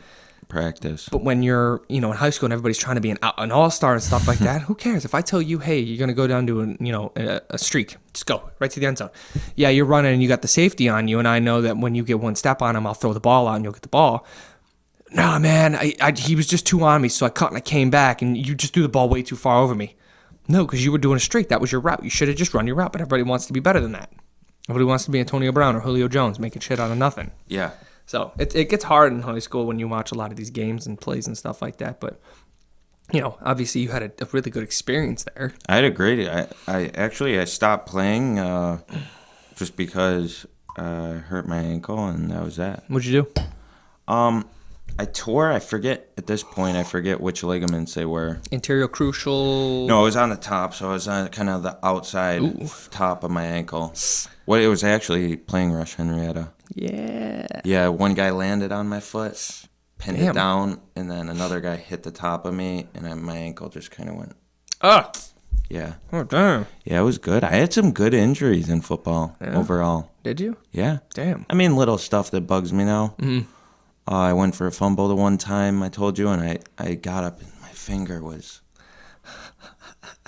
in half. The other way? In half. That's gross. Yeah, so that was a good one. But I like that stuff. What made you play football? I feel like from going from baseball to football is a big jump. Baseball was like, it's like a little league thing. Oh, that wasn't. So Yeah, it was. So what made you try for football then? It was more my style. Yeah. Yeah, I loved it. Good. More of my friends were playing it. It seemed more fun. A little bit of that peer pressure A little action. bit of that pubescent aggression getting out. Yeah, trying to show your penis off to the world. Yeah. Look at me. Look at me. I'm the man. Doing the shake. Doing the shake. God damn, the shake. I remember the shake. That's what you do after the shower, right? Like a dog. No, I had a couple coaches. One of our gym teachers was really big in wrestling in college, and he kept saying, "Elliot, you should wrestle. You should wrestle." And all I kept thinking about was that onesie and like wrestling. The unitard? Yeah, and wrestling some other guy and just having like Collegiate. dong all on. Does that make you uncomfortable? Is that what it is? It makes you sexually I don't know if uncomfortable and frustrated? It makes me uncomfortable, but I always love that term, sexually frustrated, just because every time I hear it, I picture someone who's like, God, I just don't know what I want. I'm like, you're not frustrated. You're not sexually frustrated because it's like a little kid when they're annoyed and they can't do something. That's the face I think of. Yeah. You're just sexually, I don't know. And you're like, no, you're definitely not. You're just, you don't know. So you're watching a TV show, change course, and a gay sex scene comes on. Okay. What goes through your head? I'm just asking. Is this you. like some sort of gotcha media sort of thing? No. Well, I don't really watch many things that would have like some sort of like. Are you talking girl on girl or guy on guy? Guy on guy in particular. I don't know because I don't recall any instances of watching something where guy on guy comes in camera. I mean, there's instances where I'll watch stuff where guys are kissing and stuff like that, or it's insinuated. And at this point, I'm so conditioned where I'm just like, whatever. Yeah, I've thought about it, and it makes me you've thought hella about it. uncomfortable. You've thought about it a lot, haven't you? No, like I have friends that are. dove right down there, and you're like, I just want to get all these images up there. Let's see what happens. Stop with the whisper. Stop with that whisper. That's my sexy talk show host whisper. You got to work on it. Sexy talk show whisper. That's better. I got to be really quiet with it. I mean, in this day and age, I don't even think it has anything to do with that. I don't care. Who cares? Yeah. I have no. Once you see stuff enough, you get used to it. So like we're raised in a format where it's like, oh, be secretive about being gay, be secretive about being a lesbian, yada yada yada. And now we're in a world where it's, the envelope's getting pushed. Yeah. That's fine, but it's conditioning people to see stuff that we're like, oh, that does happen, doesn't it? Oh, that is a thing. Like rule 34 is anything that can be made into porn will be made into porn. So anything you can think of has probably been made. So it's one of those, like, it's the same thing. Like we see, gay couples in public, rule 34, it's been made into a movie, chances are. So but you You see this stuff all the time. So you just get used to it. You get used to it. You get used to it. But I don't watch other people fuck. So if I'm watching gay people fuck, it doesn't matter. I don't watch people fuck. So I'm going to be just as uncomfortable. Yeah, so that's how I was with wrestling. I just wasn't willing to do it. I don't need to watch other people bang. Hell no, you don't. Get out of here. No, get out of here. Get out of here. Get out of here. But yeah, like on movies and TV shows, I'm just like, okay, so you throw in the gratuitous sex scene. Let's see what happens. Like, No, I get frustrated with it, and I don't know why. I just like I get. So what show was it? It was Narcos, actually. I think. dude, I'm losing so much muscle in this arm. No, you're not. I'm serious. Like, look at this. Look at that. It's just the skin here because the muscles going so fast. Yeah, but you'll be right back up. Right, How long right. do you got with that on I there? got 3 more weeks with the arm brace and then 4 weeks of just working like this. How's it been so far? Up to about 30-ish degrees, maybe just a hair more. Let's see. Sometimes I can stretch it out. Oh yeah. Just under 30 degrees right now. Does it feel? It's really tight. It pulls. When it pulls from here all the way up to here. So what did they do exactly? Did they Open like a fish. cut you open like a fish? Yeah. That's well. No, he cut right here, reached his finger up, made sure he found the tendon, cleaned off the bone if there was anything left in there, took a drill bit, went about halfway through, took a really, really small drill bit, went the rest of the way through, took the tendon and then sutured up the outsides. So like he had a good grip on the tendon, and then took those, put it through a bead, like a little knob, put the knob through the hole and shook it till it went flat. Took the 2 threads that were sitting there and pulled, and the tendon goes right into the hole that you just made. And then they take like a screw that's made out of similar material like bone, really wide gaps, so that way it doesn't shred the tendon. And then they drill it in there to secure it. And then they run the little sutures through the hole here, and then they just steri strip it shut. So all said and done, the tendon is actually a little more stretched out than it originally was. Yeah, about like an inch and a half. So that adjusts. Yeah, I would assume. over time, you just have to keep stretching it, otherwise it can get stuck. I know someone whose arms are stuck like this for the rest of their life because they didn't do enough of this when they were doing their rehab. So, but you have to like get it to that point though first where it can fully extend. So like I'm at about 30 degrees, which means I'm about on par, which means I need to spend a little more time like working the range. And then the other hard thing too is you literally have to like rest your arm there, and then you have to take your hand and you have to twist your palm upward and twist your palm back down because all the muscles back here are still trying to re-engage. Yeah. So I can take off the brace. I can bring this hand all the way up, palms face up. I have to, it goes really, like I'm going as fast as I possibly can right now. And that's as fast as it's going. Same thing when you're turning your hand down, like here's my turn hand down, here's my turn hand down. That's just how fast it goes. Because all the muscles are trying to engage and relearn stuff. That's really cool, though. It sucks. That's cool, though. Come on. Dude, it's just another notch on your belt. I know, but I want to be back to benching already. I miss benching a lot. Come on. Dude, I miss benching so much. I have not missed spotting you on bench.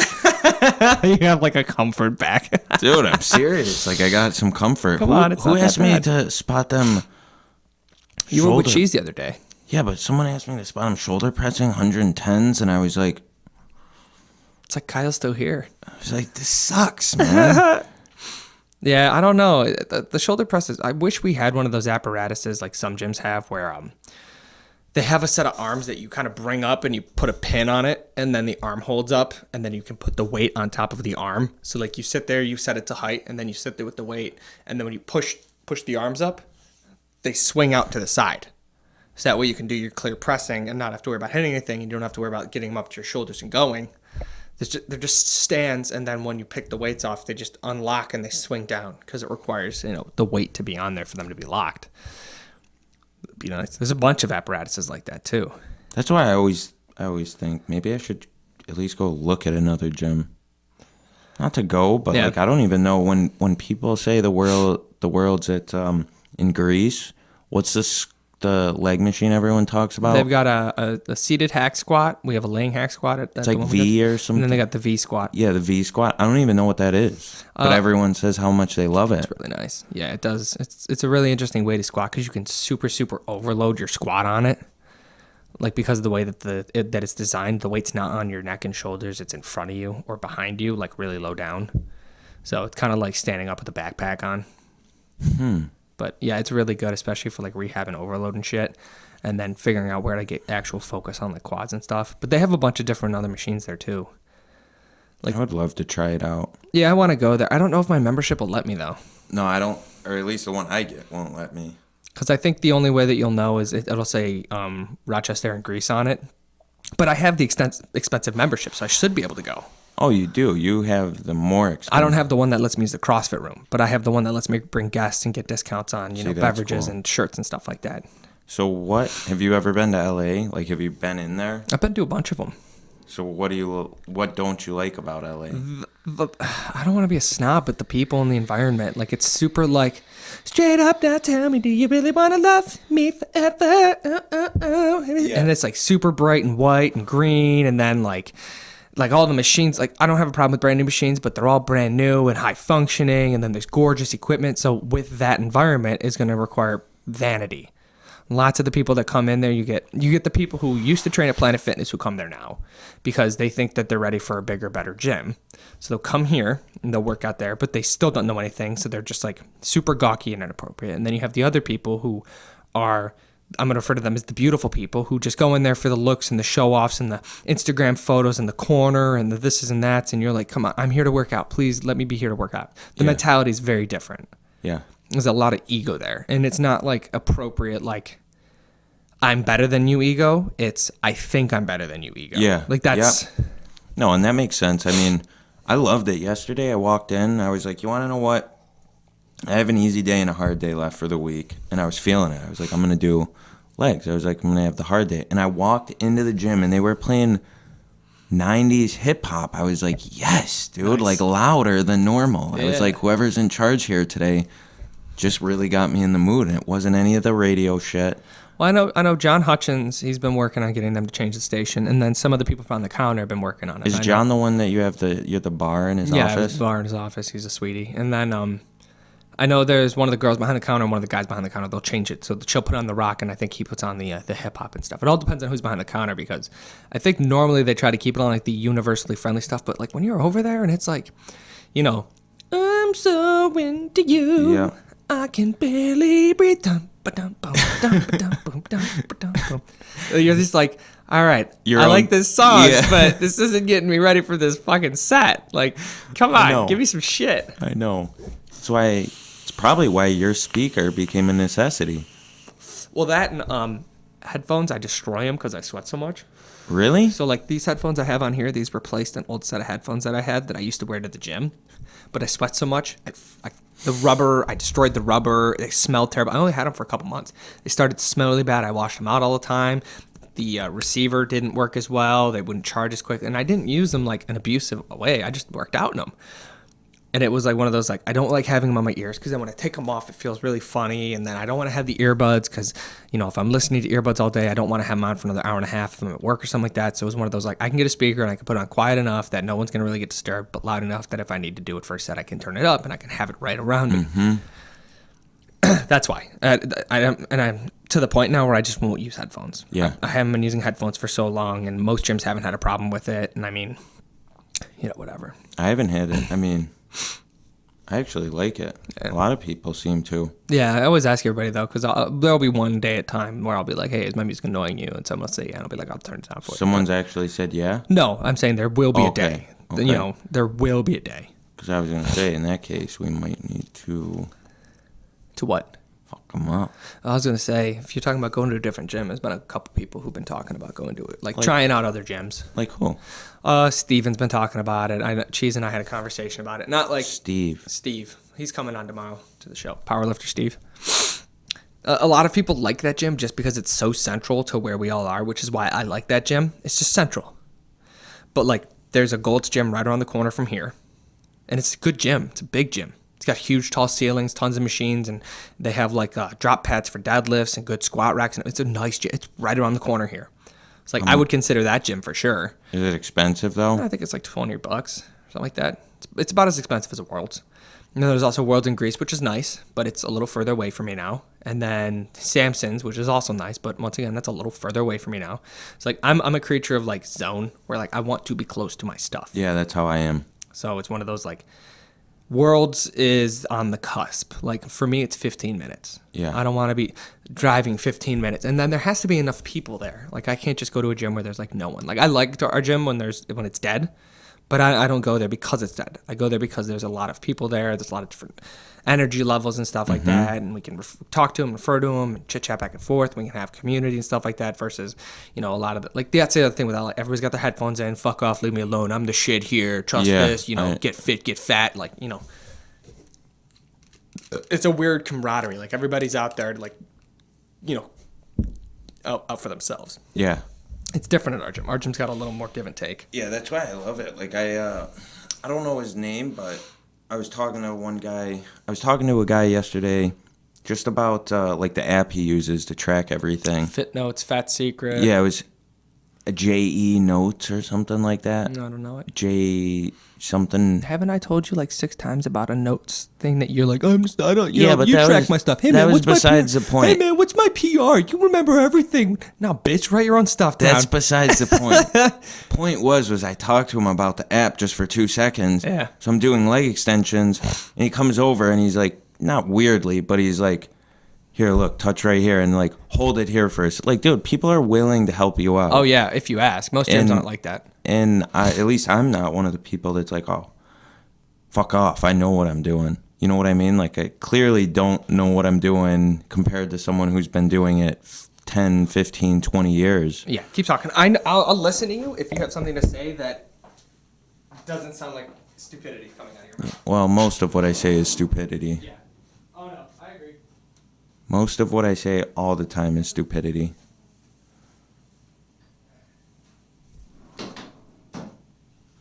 Aside from that, though, if I was to go to any other gym, it would probably be Gold's. I'm waiting to see where we can end up in a house. If I was to, ideally, we'd like to end up in Webster. And at that point, I would just end up going to Gold's. But that's besides the point. Great coffee over here. Guy goes out of his way to make it a nice experience. Kyle's got a nice house in Webster. This is a nice place. I don't know how he found it because the market is quick, and Kyle's got it made right now. Wife, dog, nice house, paid a great price on it. All the appliances are all new. I mean, everything's in great condition. He's got this little man cave. Little things like that. This is great in here. Jealous of these two people right here. You didn't do what I asked. Yo, it's your boy. Yo, it's your boy. I was just talking to I'm him. going to show you how to play Magic, and I'll teach you how to play Magic in 5 minutes just to show you it's not too hard. No, that's fine. I was just talking about how great of a freaking buy you got here. I know, we got it. We got it really good. I have to do a couple things to rearrange for acoustic value because there's still an echo. You hear that? A little bit. And I have all that sound paneling. So what I think it is because there's the solid floor here and then the ceiling. So it's diffusing it, but I think it's the opening over here because the echo, see how there's no echo this way. There's no echo. It's this way. I need to put stuff over there to stop the sound waves over here. So I'll probably move my coffee station down there. I'll probably move this table over here because we use that for Friday nights and stuff like that. So we can have, if we have more than 4 people, we'll put everybody on that table. So we'll split people up into 2 groups of 4. So we can play multiple board games or multiple games of Magic or something like that. So You got a dartboard? Hells yeah. yeah, I got everything going on down here. It's pretty legit. The whole house. I mean, come on, dude. You guys got a goodbye. That one of the guest rooms is going to take a little bit of work though to get right. We got to redo the floor, and then we got to put swing doors on it. We still have to figure out if we're going to put a bathroom up there or not. But you still have you have 2 bathrooms as is already, right? Yeah, but there's not a bathroom upstairs. So let's say we have kids one day, they're going to have to come all the way downstairs. and use the main floor bathroom. And then if you have girls, now they're going to be using my main floor bathroom. Yeah. And we have to redo the bathroom over here. We're probably going to gut the whole thing out and retile it, like tile the whole floor, and then put a brand new, I want to put like a low-rise shower in there. So like if you've seen how small the shower is in there, it's like a 3x3. I'd like to keep the same floor drainage, just tile the whole floor, and then get one of those mounts. So like you take like a cinder block or something, like a small one, or bricks, and then you just build them up and you make like an edge. Yeah, that's all. And then you tile that, and then that's your edge for your shower. So then you have tile floor shower, like ceramic or whatever it is, and then you install in the ceiling one of those runners with the chain, and then you can make it longer so that way you're not worrying about bumping into anybody, and then you can leave all your appliances, your toilet, and your drainage all in the same spots. Yeah. Just make it look a lot better. Yeah. And a lot bigger, honestly. The shower, if the shower looks a little bit bigger, it'll elevate the shit out, make it look a hell of a lot nicer. Use like that wood tile like we had in the other house. How's your house hunting going? Okay. It's hard right now. What's Not going on? much really comes out in the winter. Why? I mean, just because people generally aren't looking to move in the middle of winter. Generally because people aren't looking to go through all the added stress. What's the last houses you were looking at? Because I know you guys were looking pretty aggressively In for a while Webster. there. Yeah, the last one we looked at was right around Christmas time. Shit. Right on Plank. Yeah, Plank Road. That was the last one we looked at, but it was expensive, man, for what it offered. Yeah. 1 bathroom, 3 bedroom, not a lot of square footage. I think it was like 1,200, and it was 150. The apartment that we lived in Florida was 1,200 and something square feet. Yeah, so that's what I'm saying is like we don't want to buy it really, really perfectly nice looking because that's when we know everyone's going to be asking as much as they possibly could. Yeah. That's what like all the single moms or families are looking to move right into, and all the single ladies, all the single Put your ladies. heads up. Oh. So you guys are looking for something that might require a little bit of work. But Yeah, like ideally we'd like to be able to increase the value of the house a little bit by doing some work without having to redo the entire kitchen. So like, where's the line? Where's the line? Yeah. So we'd like bathrooms are easy. That's simple, but we'd prefer not to have to invest in all new kitchen cabinets to make it look nice. Mm-hmm. Generally, I feel like the floors aren't going to be an issue regardless of what room it's in. Yeah, I mean, Just because we do have a lot of access to help. It seems like multiple people in both of our families have lots of experience with doing this. So I mean, like a big concern like wouldn't be like carpets or hardwood floors or Right. tiles or something like that. Like you're looking for something that might be a little bit dated. Yeah. That might need like a couple rooms spruced up, maybe Yeah. some paint on a couple walls, Yep. like a couple rooms. So like you walk into the house, you're like, all right, we can fix this bathroom. We have another bathroom on hand anyway, and then the kitchen is pretty well brand new. Maybe we have to put in, new cabinets here, and that's it. Or maybe we need to put in new appliances eventually. I mean, You're not looking for something where you walk in and it's perfect just because you know No. it's going to be asking way too much. no, because that almost takes some of the fun. Like half of what I'm looking forward to is going through the experience of doing this and making it somewhat of our own. Yeah. You know what I mean? Learning how to do a lot of this stuff. Yeah. As someone who's that's never what's even tough. considered buying a house before, like I was surprised to figure out that I was actually excited to do it. Yeah. I mean, her dad's done a ton of stuff with their houses in the past. Mm-hmm. My dad's done a ton. He's owned multiple properties. My uncle flips houses. I mean, we have the access to all the knowledge of what we need to do this stuff, but to have someone come and help you through it, That's a different animal, yeah. Yeah. Especially when you have somebody who's willing to help you. yeah. So we're looking forward to it, but I've heard a lot of people say after the Super Bowl things pick up, just because then the holidays are really over. Tax season. Everybody's got money. Yep. Everybody's like ready to move. Yeah. So that's the other thing too. Like with this property is I got to do a bunch of stuff in the summer. Like there's a couple trees out there I got to take up. There's a couple stumps I got to remove. And then in the back I have to clean out the rest of that because there's a ton of like Shrubbery. there's a lot of decay back there behind the main line of trees. So like leaves and stuff like that. Like I'd like to clean it up so it looks presentable. So like that way if you're hanging out or something like that, you can have people on each side of the trees because it's pretty big back there. Like Yeah. you could easily build like a sitting area back there. And then I have to clean out some of the stuff back there. So I have some decent shit that I have to do when the weather turns up and kind of spruce the house up. Got to reseed the whole yard. But I mean, for what we got, there's really not a lot that needs to get done or that we want to do. I mean, a bedroom, a bathroom, and a backyard. Otherwise, the whole first floor is essentially brand new. The basement's all done up. Obviously, you've seen it. So it's all, here's the man cave. This is the studio. And that's what this room was designed for. This was a music studio. Those walls are 2-ply thick. Really? Yeah, that's how I know. And the people who owned it, they were musicians, same thing. And it's just like, I need a little insulation, a couple spots, need a way to diffuse kind of the sound. I need to figure out a way to, probably got to pop some of these ceiling tiles out and run insulation through there to stop some of the sound from going up there, like the Pink Panther stuff.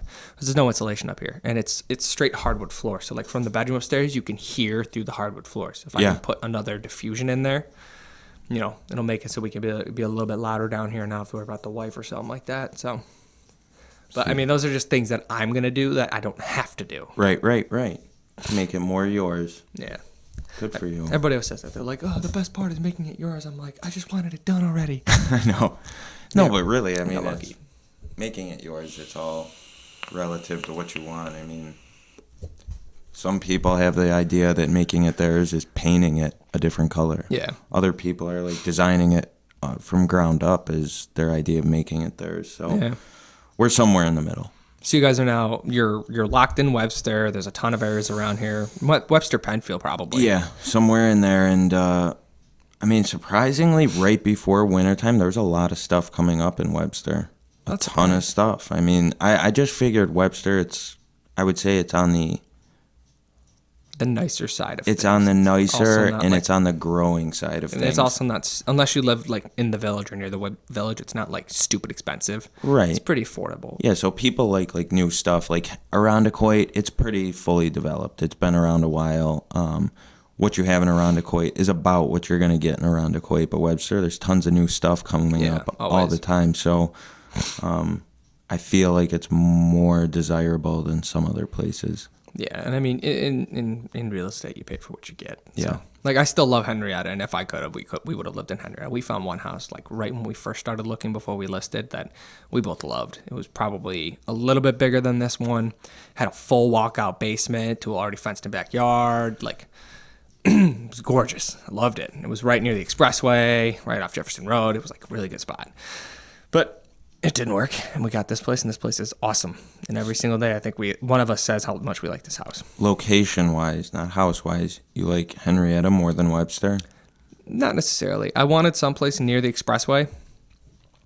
And if it was in Henrietta, it needed to either be on East Henrietta Road near the expressway or it needed to be on J Road Winton near the expressway. Just because I don't want to live on the west side because the west side's so much further from everything in Henrietta. And then for Webster, I wanted to live on the east side, which thankfully it's where we are now. Or, I mean, I was even humoring Brighton at one point because it was more central. But for Brighton, for what we spent for this house, we probably would have got like half the square footage. Yeah. Brighton is one of those places that I would like to live too. I mean, it's just not for the price. Yeah. Let's see. Brighton is one of the places. Where's another one? Like, surprising. I wouldn't mind living in Arundecoit, East Arundecoit, but it's... East Arundecoit? East Arundecoit's far away, dude. That's all the way up by, like, Hamlin. No. That would be... Oh, sorry. I was thinking west. Yeah, east. Yeah. Yeah, I don't have a problem with east, I guess. It's just... Like, just because it actually is, like...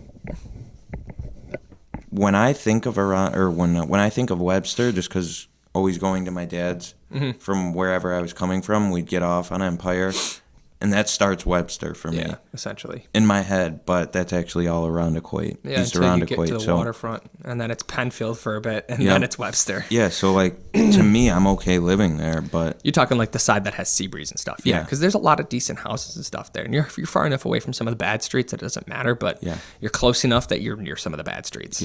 yeah, but I mean, a lot of the houses are the size we're looking for. Like Webster, it can be tougher because a lot of it is new developments with way more expensive houses. Well, you than wouldn't be what- buying a brand new house. You would be buying the house that someone is moving out of to move into one of those brand new houses. I mean, Like Arundecoit, like let's say we bought this house in Arundecoit, it probably would have cost us, $20,000 to $30,000 less in Arundecoit. Probably more in taxes though. No, I don't think so. East I think- Irondequoit was pretty up there. I thought Webster was more expensive. I think it's all over. I think it depends. It might be. It probably just depends on how close you are to the water. Yeah. But, I mean, I know one of my friends from high school, him and his girlfriend, they live near one of those roundabouts and on the way up to Seabreeze. And then friends of ours, they just bought a place over there, like right around the corner from his house too. So they're in like a growing neighborhood, like a more upscale kind of rising. But the price of the houses are still not stupid expensive. It's like most of the places in Henrietta. Like a lot of those houses you're going to find for what the budget range we had, but the problem is a lot of those houses are out in West Henrietta. Yeah. And then if you want like work a job, like let's say you work in Victor, it's going to take you another, 20, 25 minutes on top of your drive just to get there, which is why like I don't begrudge people living in middle of nowhere, but it's like when it takes you forever to get somewhere. It adds Like I feel bad for my friend Mark and his girlfriend, fiance Katie. So, and well, Katie's my friend as well, but they live out in Mount Morris. So when we hang out with them, either we got to go out there, they got to come out here, or we try to meet somewhere in the middle. And it's still like for them from Mount Morris, like we went to the Cheesecake Factory. That was still like a 40+ minute drive for them. Maybe a little more. And like I went out there and interviewed him and I played poker and it took me over an hour to get home. better have a comfortable car. No, because then you're going to fall asleep at the wheel and die. So you better have an uncomfortable Yeah, you car. got to have like rocks in the seat. Ah, God, Yeah. my butt. It always hurts when I drive. Thumbtacks, yeah, Thumb exactly. tags. Someone's planting him before you get in. He's like, he's got a long drive ahead of him. So what was your life like growing up? I meant to ask you that. Like, obviously you were into athletics and stuff like that, but it was you and your brother and your dad and your mom still when you were growing up? Yep. Yep. Yeah, so before they split up when I was in probably like middle school. Mm-hmm. It was great, dude. We loved it because we lived close to all the schools. Tons of Pittsford's a pretty small town. Mm-hmm. All my friends live close by. We didn't have a ton of money, but they all did. So I reaped the benefits of that. Seriously. No shit. Yeah, my friend, his dad had a cruise company. Whoa. Or not a cruise company, it was a travel agency, so you'd get these cruises really cheap. He took me on 2 of them. My other friend's dad, he owned a roofing company. And he just had a huge house, like all the toys. So yeah, we loved that, but I liked it. I mean, it was a small town feel, but small town feel. It's Pittsford. Stop, dude. It was a small town back then. Life's so hard in Pittsford, isn't it? Life is so hard in Pittsford, dude, Elliot. you walk out the door, the birds chirping. How close were you to the village? Couple minutes. So you guys were Of right a around walk, the corner. yeah. That's really See, you were close to the small town then. Yeah, right by the canal and stuff like that. Yeah. Oh yeah. That's got to be an interesting place to grow up. Oh, it was legit as hell. Yeah, that's very interesting. But I hate it because people are always like Pittsford, Snob. Bridget always said that because she grew up on the west side and she'd always be like, "You East Sider." Was she like Gates, Child Eye, stuff like that? Yeah. Yep. Actually, I think exactly that. I forget. She lived 2 places on the west side, but either way, Yeah. I was like, I know I'm gonna take you by the house I grew up in, and I'm gonna show you. I'm gonna show you the shed I grew up in. And she was like, okay, that's like the same size house that I grew up on the west side. So I was like, exactly. You're like, but my house costs 4 times as much. I didn't say that. I didn't say that at all. No, we had a good time growing up. Got into a lot of trouble. Got into some trouble Of course here. you did. Every kid gets into trouble.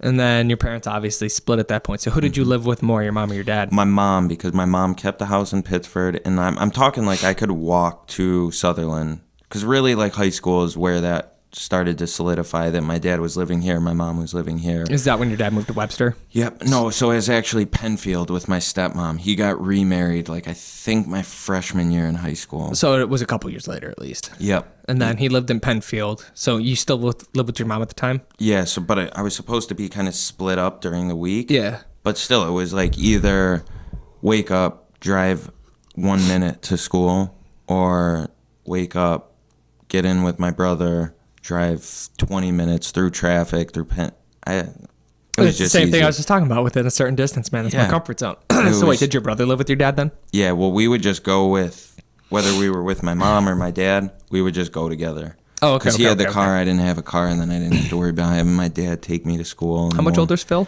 Phil's 2.5. 2.5. 2.5. How many? This many. This many. The 2 singles and the half. Okay, so you and your brother ended up kind of going between your parents' facilities and stuff like that, and then that's obviously the time that you're in high school at that point. Yep. When did your dad leave Pittsford, Penfield, and go to Webster? So that would have been actually probably like junior year. Okay. That would have been about it. I remember, like, back then I remember pulling into the street that they were living on, and they were like, because at that point, my mom had actually sold the house in Pittsford and moved shit. to Buffalo. Oh God! Oh, So like wherever my dad was, that's where I was going, and he was like, "We're gonna move out to Webster," and I was like, "No, further from everyone I know." So did you still go to Pittsford? Yeah, yep. How did that work? Did they have to like file papers so that way you could still go to Pittsford? I don't remember. I never asked questions. I think I was about to graduate at that point. Yeah. It was like my senior year. They were getting ready to move, and I saw that. I'm making sure I can, because I do it every once in a while because I can't really flex very often. Me too. I do. Do you see how the muscles they like jerk? Yeah. Yeah, it's because I'm trying to reteach them how to flex. Well, that's good. Keep Yeah. flexing out. I don't want to flex too much. I'll hurt myself. Yeah, do it in the mirror, and it'll look great. Yeah. So yeah, I mean, it was like my senior year or so. They were getting ready to move to Webster. They had already been married a while. Her kids, my 2 stepbrothers, still weren't going to be at college for a few years. How much younger are her kids? One of them's a year younger. The other one is 2.5 years younger than me. Yeah, so like you got into trouble, and I'm not going to say what you got into, and it doesn't fucking matter. Yeah. But what, like, obviously, like there's different things that lead you there. Like, what do you know what it was that led you there? You know what? It's one of those things that so many things built up. I couldn't even tell you, but I know. Well, because you and your brother, and it seems like you both kind of around the same time got into the same sort of trouble. Yeah, I would say to a certain point, it led up to that in a different way. But so I always think about it like this: like I can remember, and I'm not blaming anyone. Yeah, you know what I mean. I'm not at all, because that's that would be naive to think about it like that. But I think back, and I'm like, I had a ton of friends in high school. Everyone liked me, but I was still always like looking up to my brother's friends, and it felt kind of cool to be like, oh, hanging, like you're a freshman. Yeah. No one has a car. None of your friends have a car, and very few people have siblings in the same school that are the age where they have cars. So like, next thing you know, I have all my brother's friends. I have my brother, and I'm like, hey, do you guys need a ride? That was cool, dude. Yeah. That was cool for us to have the access to older kids. I mean, we all know what we do in high school from time to time: drink, smoke. And it was easier to get that stuff when you had older friends. Right. They had the connections and the hookup and stuff. So yes. You kind of got involved in, troublemaking just through like causality or like your connections or who you were with and stuff like that. Yeah, and it was easy too. Yeah, it's just it kind of goes hand in hand at that point. It's just like, oh, okay, I guess this is happening, or like everybody's, whatever's happening, we're all part of the same sort of thing. And it was kind of, I mean, the more I did it, the easier it got, and the further I strayed away, like I can remember the first time I ever was like, maybe I should just say getting into trouble. Getting into trouble. That's it. That's all I'm going to say it as. Yeah. It's just, that's really what it came down to, is having the connections, and it just made everything easier. Did your parents at all notice when you and your brother started getting in trouble? Oh yeah. Yeah. Oh yeah. I think they did, but I think, because that's got to be hard to talk about, like when your child is making a decision, a really bad decision, and they're just getting into trouble and more trouble, and like it's got to be hard to address. Like everybody's like, "Oh, it's so easy. I'd beat the shit out of my kid for getting into trouble," and you're like, "I don't think you would. I think you would have some apprehensiveness, and you'd be like, what's wrong? Did I do something? Why are they doing this?" Like, yeah, that's probably, looking back on it now, that's probably the hardest thing, is just thinking that they somehow could have done something. Mm-hmm. I'm sorry to say they couldn't have. Yeah. It just would have made no difference whether they physically, verbally, whatever, tried to discipline me. Yeah, so there was no like emotional gaping that was there that you filled the void with getting into trouble and being a ruckus and stuff like that. It was just kind of there was a chain reaction. Yeah, I'm telling you, like when I think back, like I had sports going for me. I had a ton of friends. Well, yeah, at the time you were still playing sports while you were getting into trouble too. Yeah, and that's kind of like where it started. I had a girlfriend. There's 2 schools in Pittsford. I knew a bunch of people at both of them. I really never got into trouble prior to that. Like, I was the kid. All my friends' parents used to call me Eddie Haskell. Because I was just, like Leave It to Beaver. He was the huge suck up. Just like the huge, like brown noser, overly polite kind of. But that's how I was. But at the same time, I wasn't lying about it. I was you were just, a sweetie. Yeah, I was just a nice person in my opinion. Manners. And so it was. I'm sure my parents were hesitant to believe that anything would continue on. I'm sure did they find out about you and your brother getting into trouble through like other people, or did they see it and they knew? No, I think a combination of the two. Well, because that's got to be hard to hide, the things that you're going through and the things that you're doing from your friends, your girlfriend, your family, and you have a confidant right there, and you both are going through it together. Like, when you're doing bad stuff or getting into trouble, as we're saying, like, how hard was it for you to compartmentalize and keep stuff secret so that way you could like kind of go about your business and keep your school life, and keep your personal life, keep your home life. I think that's where it really became the biggest problem. Was because you were in high school, right? Yeah, I mean, I would say junior year into my senior year, over that summer is where things got a little more serious, got into more trouble. But I think post high school is really where it was like that became more of an issue, keeping everything hidden. Oh, so you were still trying to hide it. How long in did your parents know that you and your brother were troublemakers? Man, well, I can think back. Like, it was probably like pretty up front. Yeah, I would. But how did you get away with it for so long? I mean, that's 2 years already, man. There wasn't much getting away with it. It was more just avoiding the strap. Yeah, it was that, but also, I think my dad. Maybe I have this timeline a little backwards, but now that I'm thinking about it, my mom sold the house in Pittsford right after leaving high school, right after graduating. Yeah. So up until there, my dad wasn't around. I would say that that household, my dad, my stepmom, my 2 stepbrothers, was way stricter than my mom. I mean, my mom was there alone. She worked. So she was never home until 5 o'clock or so. Oh, so you had a little more freedom when you were at your mom's house versus your dad's house, where there was more supervision and more hawking and stuff like that. Yeah, it was like, my neighbor to the left, he was in Florida half the year around. So, like, I never really had to deal with them, like, complaining about people over, noise or anything like that. But my mom, I think she had an idea. I think I made it. To say that, she didn't do enough would be an understatement, or would be untrue, because she did. And I can remember stuff she was trying to talk to me. I was just like one of those rebellious little shits. I mean, little twats. Yeah, I was a twat, dude. A 100. Get the jelly. Yeah, 100%. Yeah, that's crazy. And then obviously you dealt with it all on your own pretty much, and you handled your shit, and you stopped getting into trouble. You kind of straightened your life out. Years later. Yeah. And how long was it? How long were you getting in trouble? So I would say what I would classify as serious trouble from my junior year until... Oh, geez. Okay. Till 24. So you're talking like 7 years? Yeah, 23, 24. So, yeah, 6 to 7 years. You're 27, right? Yeah. Wow, this is so recent. Yeah, so this is like 3 years. And you just started kind of cleaning your ago. Life up and getting your shit together. Yeah, I would say I gave it other attempts, but never. What was the big turning point? Oh, man.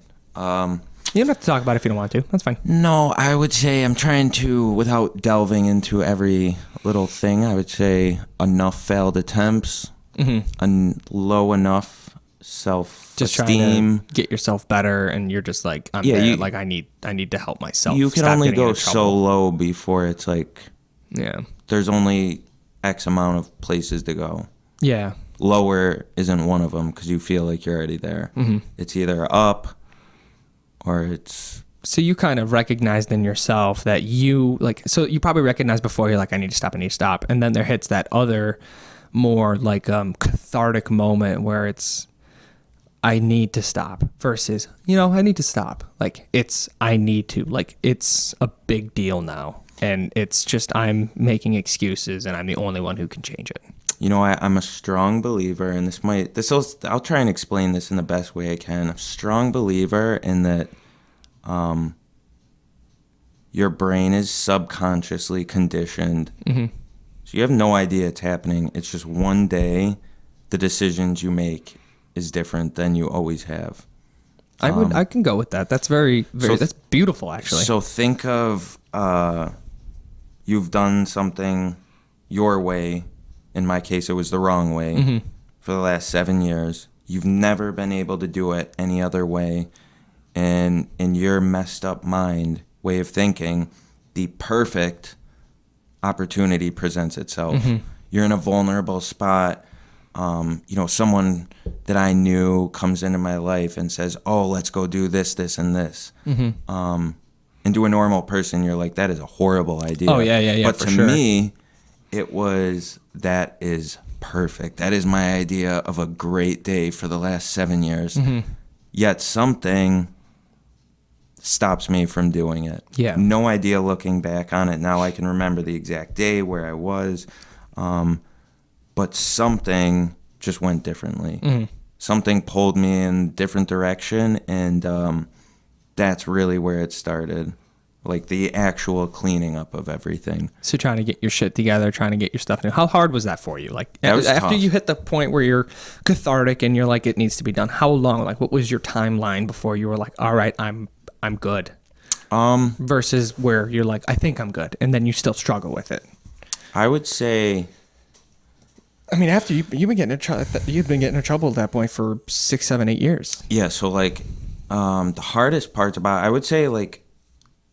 Through the woods, mm-hmm. hard part, I'm talking maybe 3 to 6 months, somewhere in there. That was all mental, right? Yeah, that was all mental. And then from there, it's actually like, that's really just all right, let's work to not go back to that. Mm-hmm. The basic stuff. I mean, it's kind of, I guess, you white knuckling it. Like there's not a whole lot of thought process that goes into it. It's like, let's just get out of the habit of doing the same thing that we've done for the last 7 years. Well, after you recognize that it's so much easier to keep doing the same shit over and over again. Yeah, so from there... You're like, it's not so bad. Yeah, so from there, it's like, so from, say, 17 to 24 or so, mm-hmm. I'm doing this. That's a lot of growth that happens in that. That's a huge timeline, so that's too. like transitioning into college, transitioning into career, and like I've missed out on all of that. Yeah.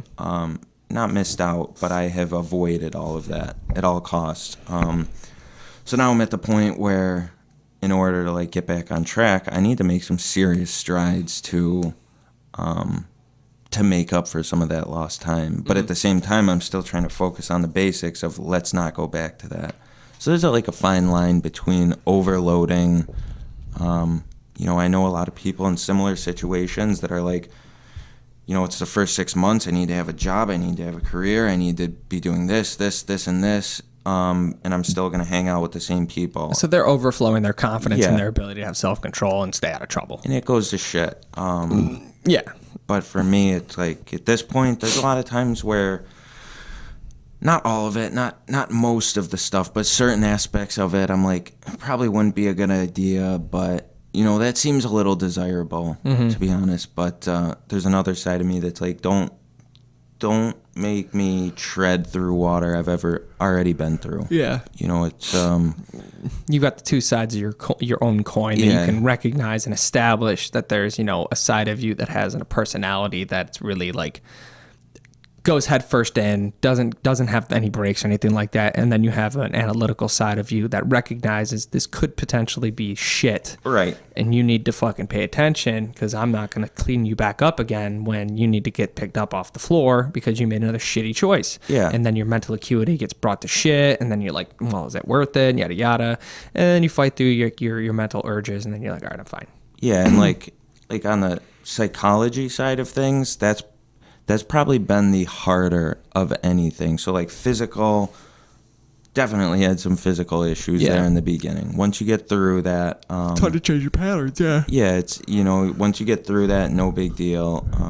That was easy, hard at the time, but easy looking back on it. But like retraining your brain to be like, I'm not a piece of shit. People do want to be around me. Girls might like me. Like, that's all stuff that might sound lame to someone else. Why? Not lame, but Everybody wants to be accepted. And at the end of the day, yeah, you get in your own headspace and you think that you're not worth it or you have no value to it. But everybody wants the same things. yeah, and like that was the hardest part in the beginning. So like once I gained some of that confidence back, it definitely helped. And how soon after you started on your writing your own path did you meet Bridget, and how soon after that did you start at Ethan Allen? That would have been at 2 years. Ethan Allen was actually probably 7-8 months, and that So was, you were already over the hump, yeah, I was over the getting hump. your life in order and shit. Bridget was like right around a year or so. But I mean, it's still at all. Where did you meet Bridget? I met Bridget. Where? I actually met her through someone that I knew from AA. Okay. Yeah. You And didn't have to say AA. You could have just said I Doesn't met, from when I was in trouble. Yeah, but it doesn't matter. I mean, drinking was never even really my thing, but the thing about it was that there were a ton of people there that, regardless of what you're doing, they have like similar experiences. Yeah. It's the roller coaster. They have a lot of this. You know what I mean? They have these like crazy highs and crazy lows, and like I could relate to that. Yeah. I don't go anymore, but it gave me a lot of insight into like some really useful stuff that I've used in the past, and honestly, Like tools and stuff to try yeah, and write yourself. a lot of tools, and I don't agree with all of it, but I don't disagree with all of it. So I got to ask you a question though. I know a lot of like the those sort of programs and stuff like that, they function on a heavy religious base. Yeah. Do you think that that is because people are susceptible to influence and it makes it easy to start writing your decisions when you're like, it's not me making the decisions, it's a bigger being? Or do you think it's something else? Because like as someone who's not religious at all, I just believe that something made shit. Something Yeah. out there made the universe, done. I think the only reason that you would put all your eggs in a basket of like religion is because you don't know what else to do without having somebody put their hand on your shoulder and be like, this is what you need to do because this is right. Yeah. Because you want someone else to dictate what you do versus you making your own choice and being like, that's a responsible decision that I will make. So here's like my side on it. Is first of all, I'll say this: all these people, they don't like hearing religion. They don't like the word religion, so they choose to call it higher power, spiritual. Okay. Like they tweak it a little bit. They're also really open to not having that. Like if you want to believe in just having a really close group of friends, that's all right. If you are a member at the church and that's your idea of what you want, then that's fine too. But there's always going to be two drastic ends of anything. Yeah. And some people are going to say their way's right and some people are going to say their way's right. But I think that to explain it the best I can, unless someone explained for sure definitively why that situation I told you, I ended up just randomly making a different decision. And with every step, I was like, why don't I just leave now? Why don't I just go do this thing? It seems like such a good idea. And like something is walking me the other direction. I don't know what else to call that other than something else inside my brain that I don't know how it works or something else altogether. It's that innate goodness versus that innate badness. Yeah. Yeah. And I think, so I don't know. I've listened to a lot of philosophers talk about that every person is God. Yeah, the consciousness that's what God is referred to as in some cultures. So there's like, if you want to look at it like that, people are fine with that. Well, I wanted to get to that. That was one of the big points because you're extremely, I don't want to call you philosophical, but you're extremely philosophical. Like you're into all these motivational speakers. You're into all these in-depth, mind-bending thinkers and stuff like that. When did that start up and how has that affected you? So honestly, when I was like, I just don't know if these programs are for me, I was like, I got to look elsewhere. And the gym has been huge. Mm-hmm. I think just everyone benefits different from different stuff. That was huge, but I also needed like Gives you that physical release too. All the tension and pent up stuff. The gym, I look at that as like physical, but I need some like mental. Mm-hmm. You know what I mean? And like sometimes just listening to someone talk on whatever it is. It could be a podcast. It could be just a recording from way back when. Mm-hmm. Stuff makes me think. It gets the right wheels in my brain turning. Yeah. Stupid quotes. I mean, just not stupid quotes, but like, Thought provoking. yeah. Like I hear some great quotes. I was just reading a book the other day, and what did it say? It said, "Muddy water is best cleared by leaving it alone." And it just made me think. I mean, so that's like some tiny little quote, but that's really like how I think about life in general. It's like if I'm having an issue with something, rather like I'm not the type of person that's like I need to dissect this. I need to figure it out. I need to get at it, because usually that just makes it worse for me. If I get in like a little argument with Bridget or something like that, I'm just like, let's not talk about it. Let's just leave it alone, because it'll go away for me. And that's generally how I handle things. Not much bugs me, but if it does, I'm just like, all right, I'll just give it some time and leave it alone. And like stuff like that, where I can listen to something and apply it to my life, that became more desirable than going to these programs. That's, I mean, some people disagreed with it, but it was one of those things where I was sure that was going to help me out. Well, what you're getting at with the let's leave it alone and see if it sorts itself out thing, that to me reflects more on like the is it worth it argument. Yeah. Oh, And yeah. The way you described it on more of like a confrontation side of things. The way that I know that you meant it is the other way, where it's not worth getting into shit over this. We're just going to relax. It'll do its thing. It'll drive its course and just move on. And that's the more appropriate way to say it and think about it. And that's exactly what you're doing too. So it's not you're being like, I don't want to fucking deal with it. I don't need this. Yeah. It'll deal with itself. Like there's totally, the tone is so different on both of those. The one is more insightful, like fight for what's worth fighting for. The other one is, I don't want to fight for anything. Yeah. So, and it's a really interesting way to get in your own head. So like, who are like the philosophers and the speakers you really enjoy? Oh my God. Alan Watts. So for so long. That dude's so crazy. I love it. For so long, unfortunately he passed away, but like, so what's out there is what you have. So I started to listen to so many of these things that I was like listening to him over and over and over, but he's got so much stuff that I could listen to. Like one of his good recordings, I could listen to once, or I could listen to 100 times and still not have it all down, because each thing he says, it's like I have to think about it for like 20, 30 minutes. And that's serious stuff that he's saying then. Yeah. If it's making someone to think and try and process and understand what he's saying, or even if you're saying something that can be interpreted 100 different ways, that's serious. I mean, maybe every time I listen to the same recording over and over, I interpret it differently. Like it could be based on your emotional state. I love that stuff. It's fascinating. I do.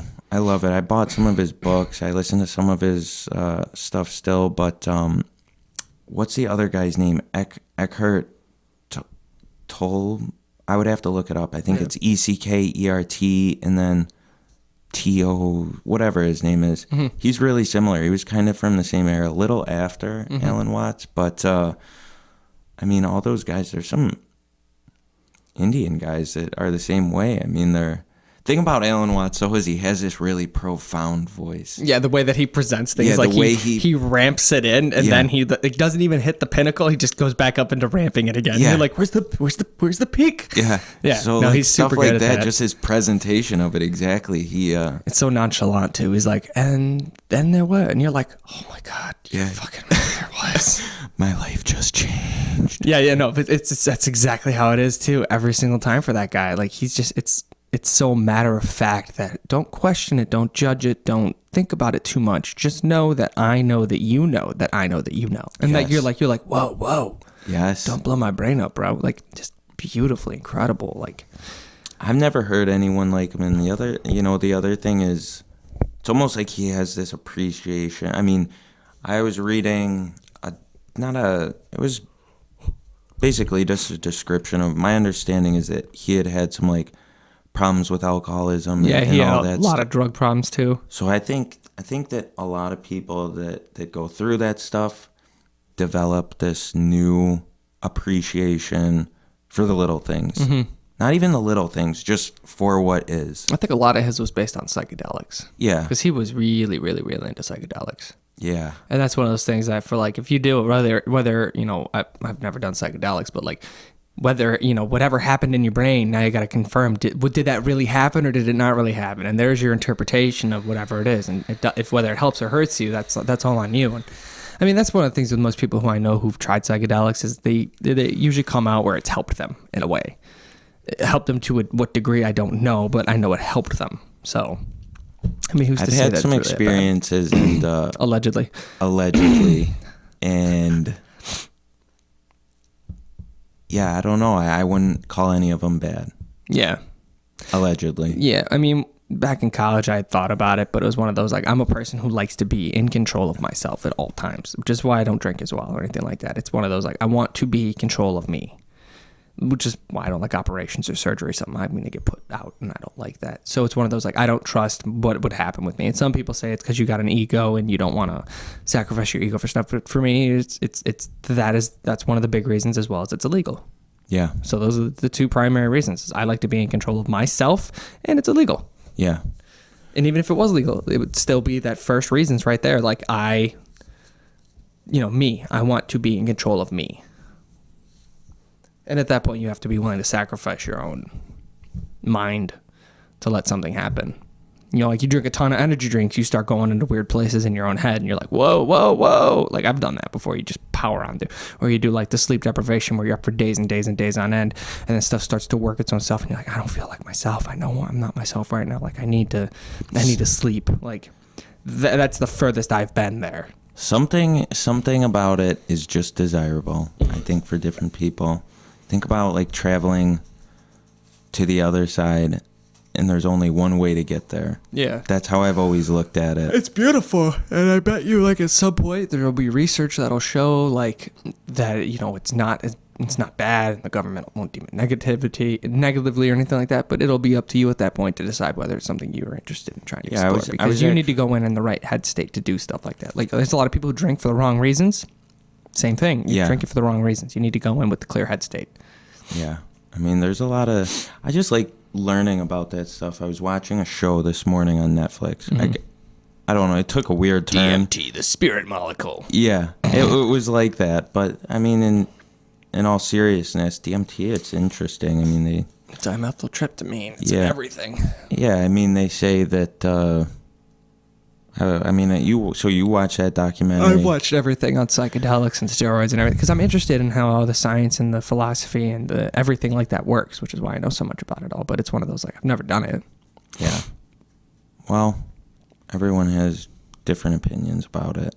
Everybody does, yeah. I know my stance on it. As with everything, everybody has an opinion on it. But the biggest opinion should be, is it right or is it wrong? I'm sorry, should it be legal or illegal? Done. Yeah. If you can legally go to the store right now and buy yourself a handle of whiskey and pound that thing and die on the spot, who's to say what else shouldn't be legal or illegal? Like, let people make their own executive decisions. Yeah. Maybe one day, but I doubt it. I think that there's a turning point around the corner. I feel like the country will have a shift in sort of like its views on, you know, drugs and stuff like that. I mean, it's bound to happen, especially with the amount of momentum and shift that you've gotten with other states and things like that. But I mean, at the end of the day, it should always be, unless you are hurting someone else, you should be able to do what you want, or risking someone else's life. You should be able to do what you want.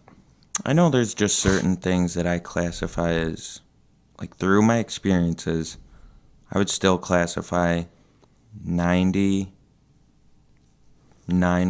of it. If you have one question right, wrong, it's wrong. Good, bad, it's bad. But there's some of the stuff in there that I don't look at it like that. It's kind of like this, well, maybe other people wouldn't call it right. Other people wouldn't call it wrong, but that's not necessarily But it should be that's the same thing with people who drink right now. right. There's all those people who are like, you should never drink, blah, blah, blah, blah, blah, blah, blah. It's like, well, don't make their decision for them. Let them make their own decision.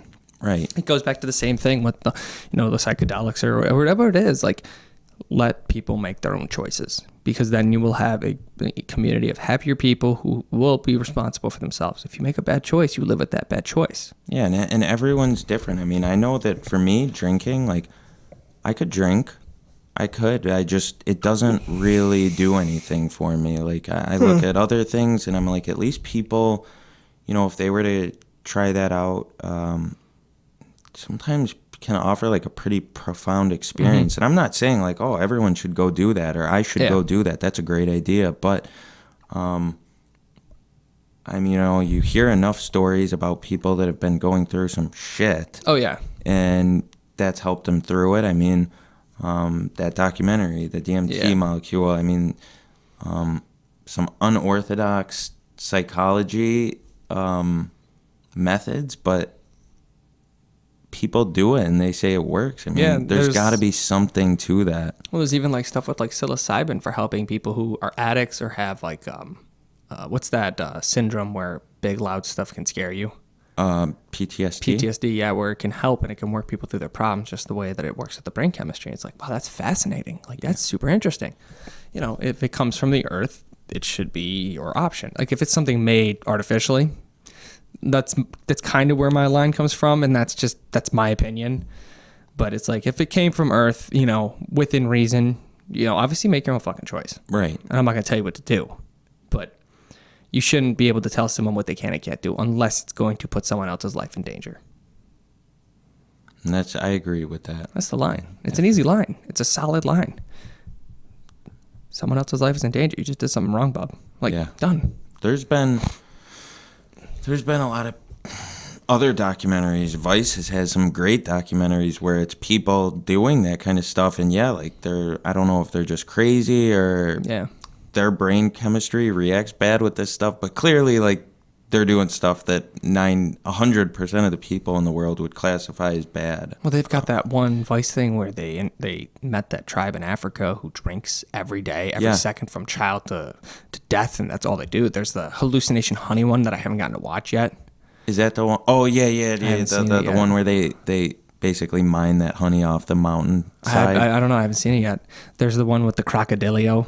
Yeah. Get the scales and shit. You're like, God damn, savages. So that's one of those things. You're talking about the thing in Russia. Crocodile, whatever the hell it is. Whatever it is. I mean, that's something I did watch that, and you got to feel bad for those people.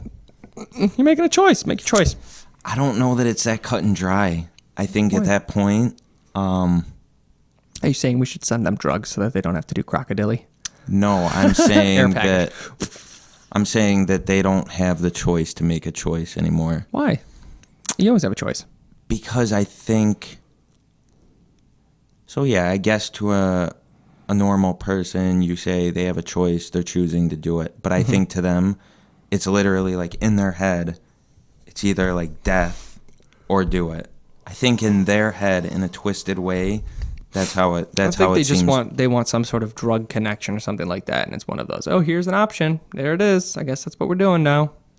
I think they're just so conditioned to do it. Yeah. To not be able to not do it. Well, you make it sound like they're all drugs from the birth. They're all ready for drugs. No. So yeah, early on, getting into it, I think they have a choice. Yeah, what was that other one? The one that was killing fentanyl. That one was killing a ton of people. Yeah, so that's probably that's right along the same. Yeah. Because I can remember some experiences that friends had, and it was no joke. I think once you get to a certain point and it's got a hold of you, I think it's hard for someone. You're just trying to fill that void, Yeah, I think it's hard for someone else to grasp really what that's like. I mean, I've never had anything like that. I mean, I have an extremely addictive personality to which, in a different comparison to, other people, like it's not the same thing. But yeah, I get 100% head deep. There's no slowdown. There's no breaks. There's nothing. Like with this podcast, how much money I've put into it, how much time I put into it, my reach outs, my time, my expenditures. My weekends went from having full days off, my weeknights full nights off, time off. Like I just doesn't matter. Just drive. It's about to be the same thing with the invention too. It's like there's no fucking brakes on this truck. You just gotta hope this truck stays on the rails, like it stays on the road, you know. And that's kind of the same sort of thing. Like I have a problem backing off of stuff. Yeah. It's the same comparison when, you know, you might be getting in trouble or something like that. Yeah. Like, you know, how do I get off this train? Mm-hmm. I think it's better said to just try and get off it early on. Yeah, because it's like once the momentum gets going, it's so easy to stay involved. Yeah. And I mean, you're probably extremely grateful that like nothing serious happened. Oh yeah. So yeah, and you could have been any number of statistics while you were getting in trouble. You or your brother. Oh my gosh, yeah. You probably know a handful of people who got into trouble really bad. Oh, lots of people. Yeah, so it's one of those like you could have been there. You could have been that. Yeah, I mean, I don't know. I think people are. At least I was naive to it. You're like, oh, well, I'm going to high school in Pittsford, and I live in Rochester on the east side, and call it what it is. But there's there's a lot of people that you would not expect to get into this stuff. Or at my high school, I don't even think anybody was, getting into trouble like you guys were. I know people that like are in prison for a long time that like went to high school with me. No shit. And yeah, I mean, you wouldn't think about it, but I don't know. Enough bad decisions, you're bound to get caught for enough of them. Yeah, it could have been you. Mm-hmm. Yeah. Could have been a lot of things. Wasn't, isn't. That's right. And that's good. That's right. Are you grateful? I'm grateful. Grateful for Bridget. Puts up with your shit. She does put up with my shit. You put up with her shit. I put up with so much of her shit.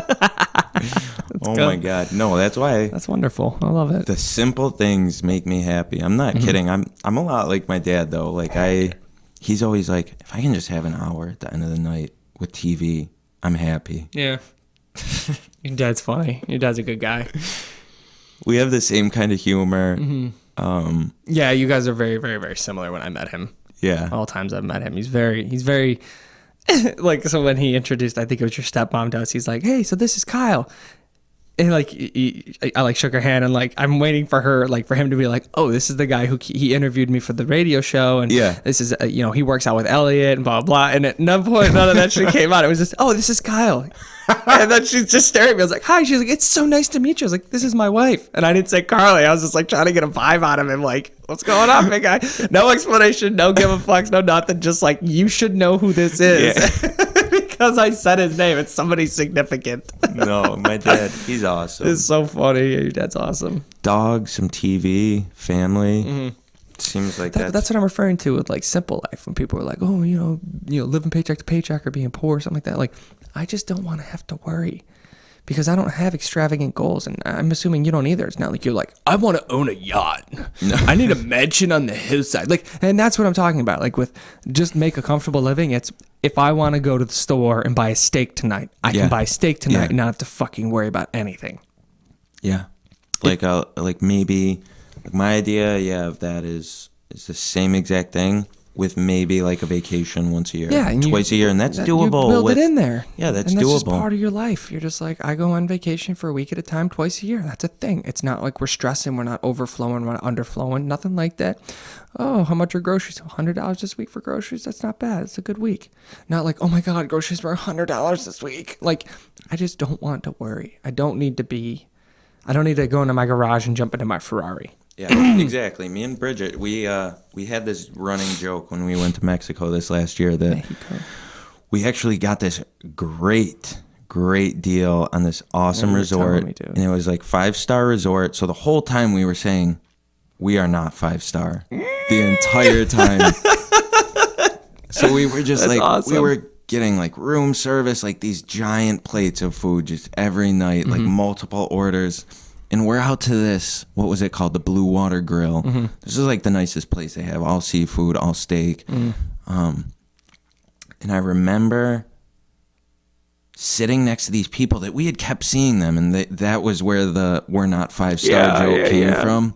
We kept seeing them because they were all fancy, like pinkies up and that's me. everything. They sounded like Australian or something like that. And I remember we just happened to be sitting next to them at this nice restaurant, and the guy is like, "I think I might live on the edge tonight. Get a bowl of clam chowder." That's I was the like, edges. that's, I love it. I was like, that's living on the edge, is getting a where I bowl of wanna clam be. chowder. I was like, that is not where I want to be. I like that's the so humor funny. that we have in our relationship, That's and so like the cool. simple way we do things. It's like these guys, I could only imagine. Well, that's like, we want to go to these cabins that they have up near like Ithaca, where like it's like a living room, a dining room, and a kitchen all in one, and then you have your offshoot bathroom, and then there's one bedroom, dogs can come and stuff, and then there's a jacuzzi outside, and the closest person to you is like, half a mile away. And you rent them, and they're pretty cheap, and you can do them for a couple of nights. And we wanted to go up this winter, but then I did this, so we can't obviously go because I took off too much time to begin with. But it's like, I'd like to just be able to go do that. Yeah. Not have to worry. And like, after we did our vacations the past few years, we're just like, next time I want to go to a resort. Yeah. I don't want to have to rely on myself at all. Because, it was really nice where we went for vacation the past couple of years. It's really nice, and I really like it there. But I don't want to have to worry about going to the supermarket and buying food, and then how much is food going to cost me? And then I got to prep the food. I got to do this. If I can go to a resort where they're like, hey, you get 3 meals a day, you can, if you want alcohol, you pay for alcohol. That's fine with me. I go down in the morning, I eat a fat man's breakfast. Yeah. I go down for lunchtime, I hoover away. I don't go down for dinner, I go down for supper. And then you fill in right before bed. But it's like, I don't want to have to, and you guys did that. Your resort was awesome. You kept telling me how the food was. It was just stuff everywhere. It was a good time. You had all these events and stuff. I don't want to have to plan shit. I like to go somewhere where they're like, hey, if you want to do stuff on these days, these are the things that we're doing if you want to do it. Like, I don't want to have to worry about my own logistics. Yeah, I mean, there was a lot of stuff we paid for that we probably didn't even need, and it was still a great deal. But I think that's part of the fun of it is I cook for myself all the time. I was like, I need a break from all this. Yeah. I put on some serious weight down there, but that's dude, I'm talking like 3 meals a day. I had like 20 meals a day. But that's what I'm saying. You get yourself some nice big tropical meals, and you're just eating really good God. food that you don't have to cook or anything like that. I have a gigantic breakfast, and then immediately step foot outside, and I'm like, I got a giant plate of like nachos and like the super salty guacamole. I'm like, it was nice. Because it was all inclusive, right? Yeah, it was all inclusive, and it wasn't that bad. I mean, but that's my idea of. That's a good vacation, dude. Bridget still, she looks back at the pictures and she's like, "Oh, that was so fun." And then we're really just looking for the next thing. Yeah. Like, it was so good, we don't know if we would want to go anywhere different, but Jamaica might be somewhere we'd consider. Jamaica's nice. I've heard nice things. But my cousin went there for his honeymoon. I went there, I told you, my friend took me on those cruises. Yeah. So we had like one day in Ocho Rios, I think it was.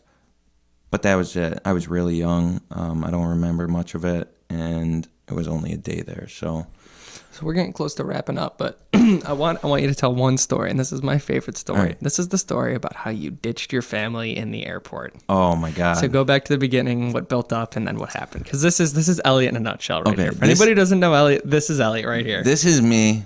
I'll start with Such a I good felt bad. story. All right. He goes, I prefaced it with I felt bad. So, this is my graduation gift, kind of combined with my stepbrother's birthday gift, combined with my brother's. It was something gift, but it was a 2-week trip to Hawaii. Oh, nice. My dad and my stepmom had saved up for it for a long time. Yeah. I mean, the flights, we took first flight to Hawaii, the big island of Hawaii. Oahu. No, I think it's the big. Is that Oahu? Oh, it's called the Big Island. Sorry, yeah. Yeah, so we went there first, and then after the first week, we took a small plane to Maui. So there was like a lot of moving around in between each flight, and it really started to get to where it was like homesick. You know what I mean? Like, we had done so much stuff. I mean, Sometimes on vacation, I just want to do absolutely fucking nothing. and that's the thing. So if you know my family, we do a lot on vacation. We went on helicopter ride over the volcanoes. That's cool. Yeah, we went. I mean, just about everything you want to do there.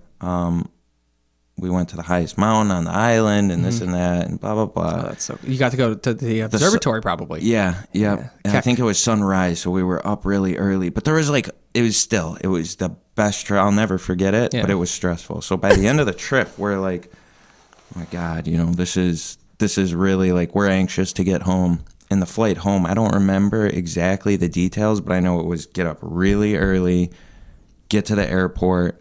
We were late getting to the airport for our flight. A lot of stress involved with trying to get onto the first flight. And it was delayed. Oh, jeez. And all we're doing is wanting to get home. And you can feel the tension building up in everyone. I mean, that's all we wanted to do was get home. So the flight was so late, and we had such a short layover in between that flight and the second flight that we were like, we're going to miss this next flight. And all everyone was thinking about the whole plane ride was we are going to miss the next flight. And it's I don't remember what time of day it was, but I know that the options, there weren't a ton of options for other flights for that many people. I mean, it was me, my brother, my 2 stepbrothers, my stepmom, and my stepdad. Yeah, those 6 people ride right there. So I turned to Phil. Me and Phil, my brother, are sitting next to each other. I was like, I am not waiting another day to get home. I was like, when this thing lands, I'm grabbing my shit and I'm gonna go. I didn't worry about anything else. I have my stuff in my hand. It's clutching. And as soon, it was like a starting line, like a gunshot for a race. It was as soon as that seatbelt light went off. Yeah. I was out of there. Me and Phil, we're pushing people aside. I didn't even listen to what anyone else had to say. I just said, I am getting to the next flight. Well, sometimes they'll be nice. If they know it was a delay, they'll be like, everybody who doesn't have a flight they need to get to this second, please just wait 5 minutes. Nope, they didn't say that. I did. Okay. I just said out of my way. So once my brother saw that's that fullback training right there. Yeah. Once my brother saw that I was serious, he was with me. So I'm pushing people aside. I'm getting through this plane really quick. I'm actually might be able to do this. And you should have seen me. I stepped foot off of that, what's the thing, the bridge? Yeah, the bridge. I stepped foot off of that, and it was almost like I had never been in this airport before, but I knew exactly where to run to. I'm just start sprinting, and I'm running, and this was like a movie. So I look back, slow motion, and my brother's right there. He trips, he falls. And I'm just like, I gotta go. So I'm now sprinting. Go without me, leave me. I'll be okay. So I'm just sprinting down the middle of the airport, and I can see as I'm running, I was like, that's my gate. So I'm just sprinting. I'm sprinting in, no joke. Now, were you seriously sprinting or were you just running? No, I'm sprinting. So you're going full clip right now. My brother's shoes fell off of him because of how fast he was running. So I'm sprinting. Picks him up. He's running in socks. I'm dead serious. That's what happened. Oh my God, I love it. So I turn the corner and I'm like, where the hell is this gate? And right as I turn the corner, there's a big overhead sign of what gate it was. Mm-hmm. And the lady is closing the door. Yeah. And I was like, wait. Everyone's looking at me. I was like, wait. And she stops. She opens the door. And I was like, wait, there's a couple more people coming. Is my seat still here? They were like, yeah, there's still open seats. And I showed her my ticket. She was like, all right, you can go on.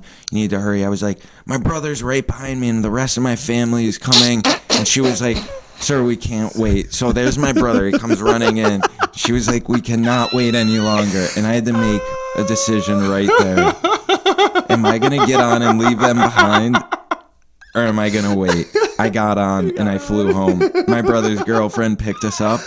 But what I came to find out is that they actually had to go through all this trouble of renting a car. I think it was South Carolina maybe or something God. It was pretty far. It was a good 7, 8, 9 hour drive. That's almost a 12 or 14 hour drive. So I don't remember exactly the times, but I know there was a hell of a long drive for them. I was going to ask how you guys got the car from the airport. Now I'm finding out you didn't even take the car from the airport, so they had to go to the airport anyway and get the car. Yeah. No, I mean, it was like one of those things. I felt kind of bad, but at the same time, They get home, they're all exhausted. You're waking up, you're like, "Oh, we should drive, guys." I actually was like afraid to be there when they got back because I knew how pissed they were. Did you get a lot of voicemails? I don't know. You I don't remember. I would remember them all. Listen here, you motherfucker. How dare you get on that airplane without us? Well, no, looking back on it, it was like, it's pretty selfish. But at the same time, I think, Oh, dude, that's just so good. It's so funny. Like, he's just like, "Hey, sir, we can't wait any longer. My brother." what's funny about it is the way that it happened, not that I left them behind. Yeah. Or that I made it and they didn't. Well, I wonder what was going through your dad and your stepmom and your I step just took siblings. him on this amazing vacation. And he's probably and he's just like leaving sitting us. there and he's like putting his tablet away and he looks up and there's you just trucking through and he's probably like, "Oh, this motherfucker."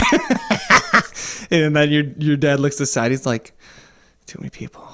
Fuck." Like that's probably what happened. He probably just accepted it. He's just like, "Shit, I'm not gonna make it on this flight. My sons are leaving." It was one of those things. I don't know. I think like right prior to that, I had a bad experience trying to get to Arizona to see my girlfriend at the time, and was like, I'm just fucking done with this. I'm making it onto this flight.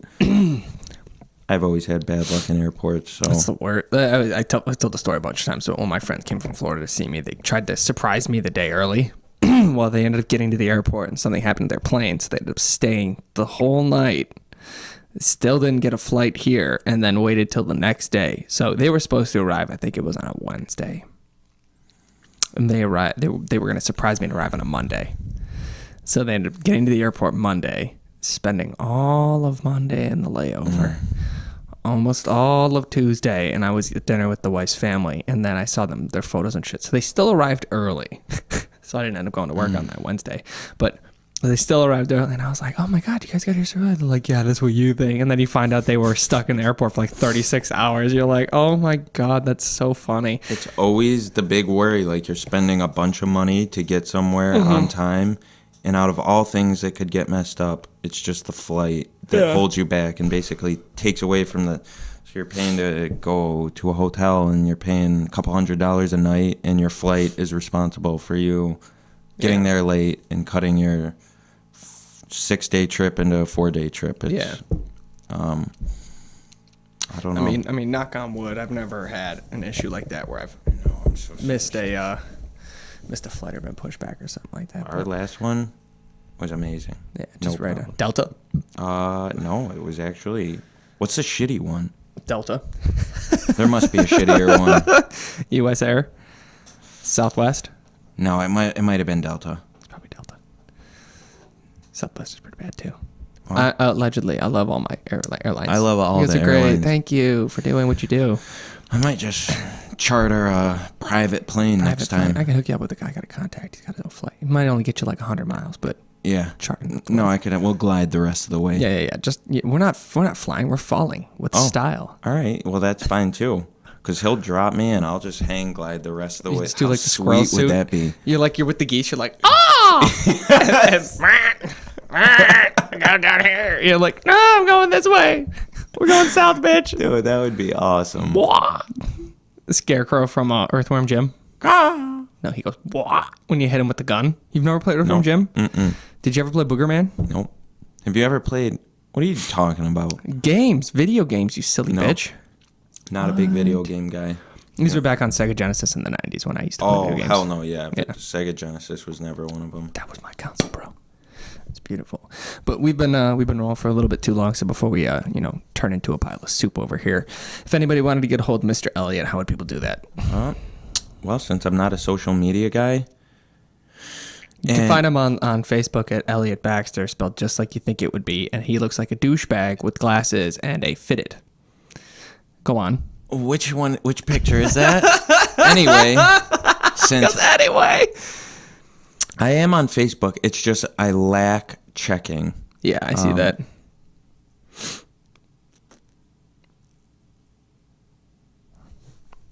I'm listening. Sorry, the wife texted me. Oh, you're right. Yeah. You're right.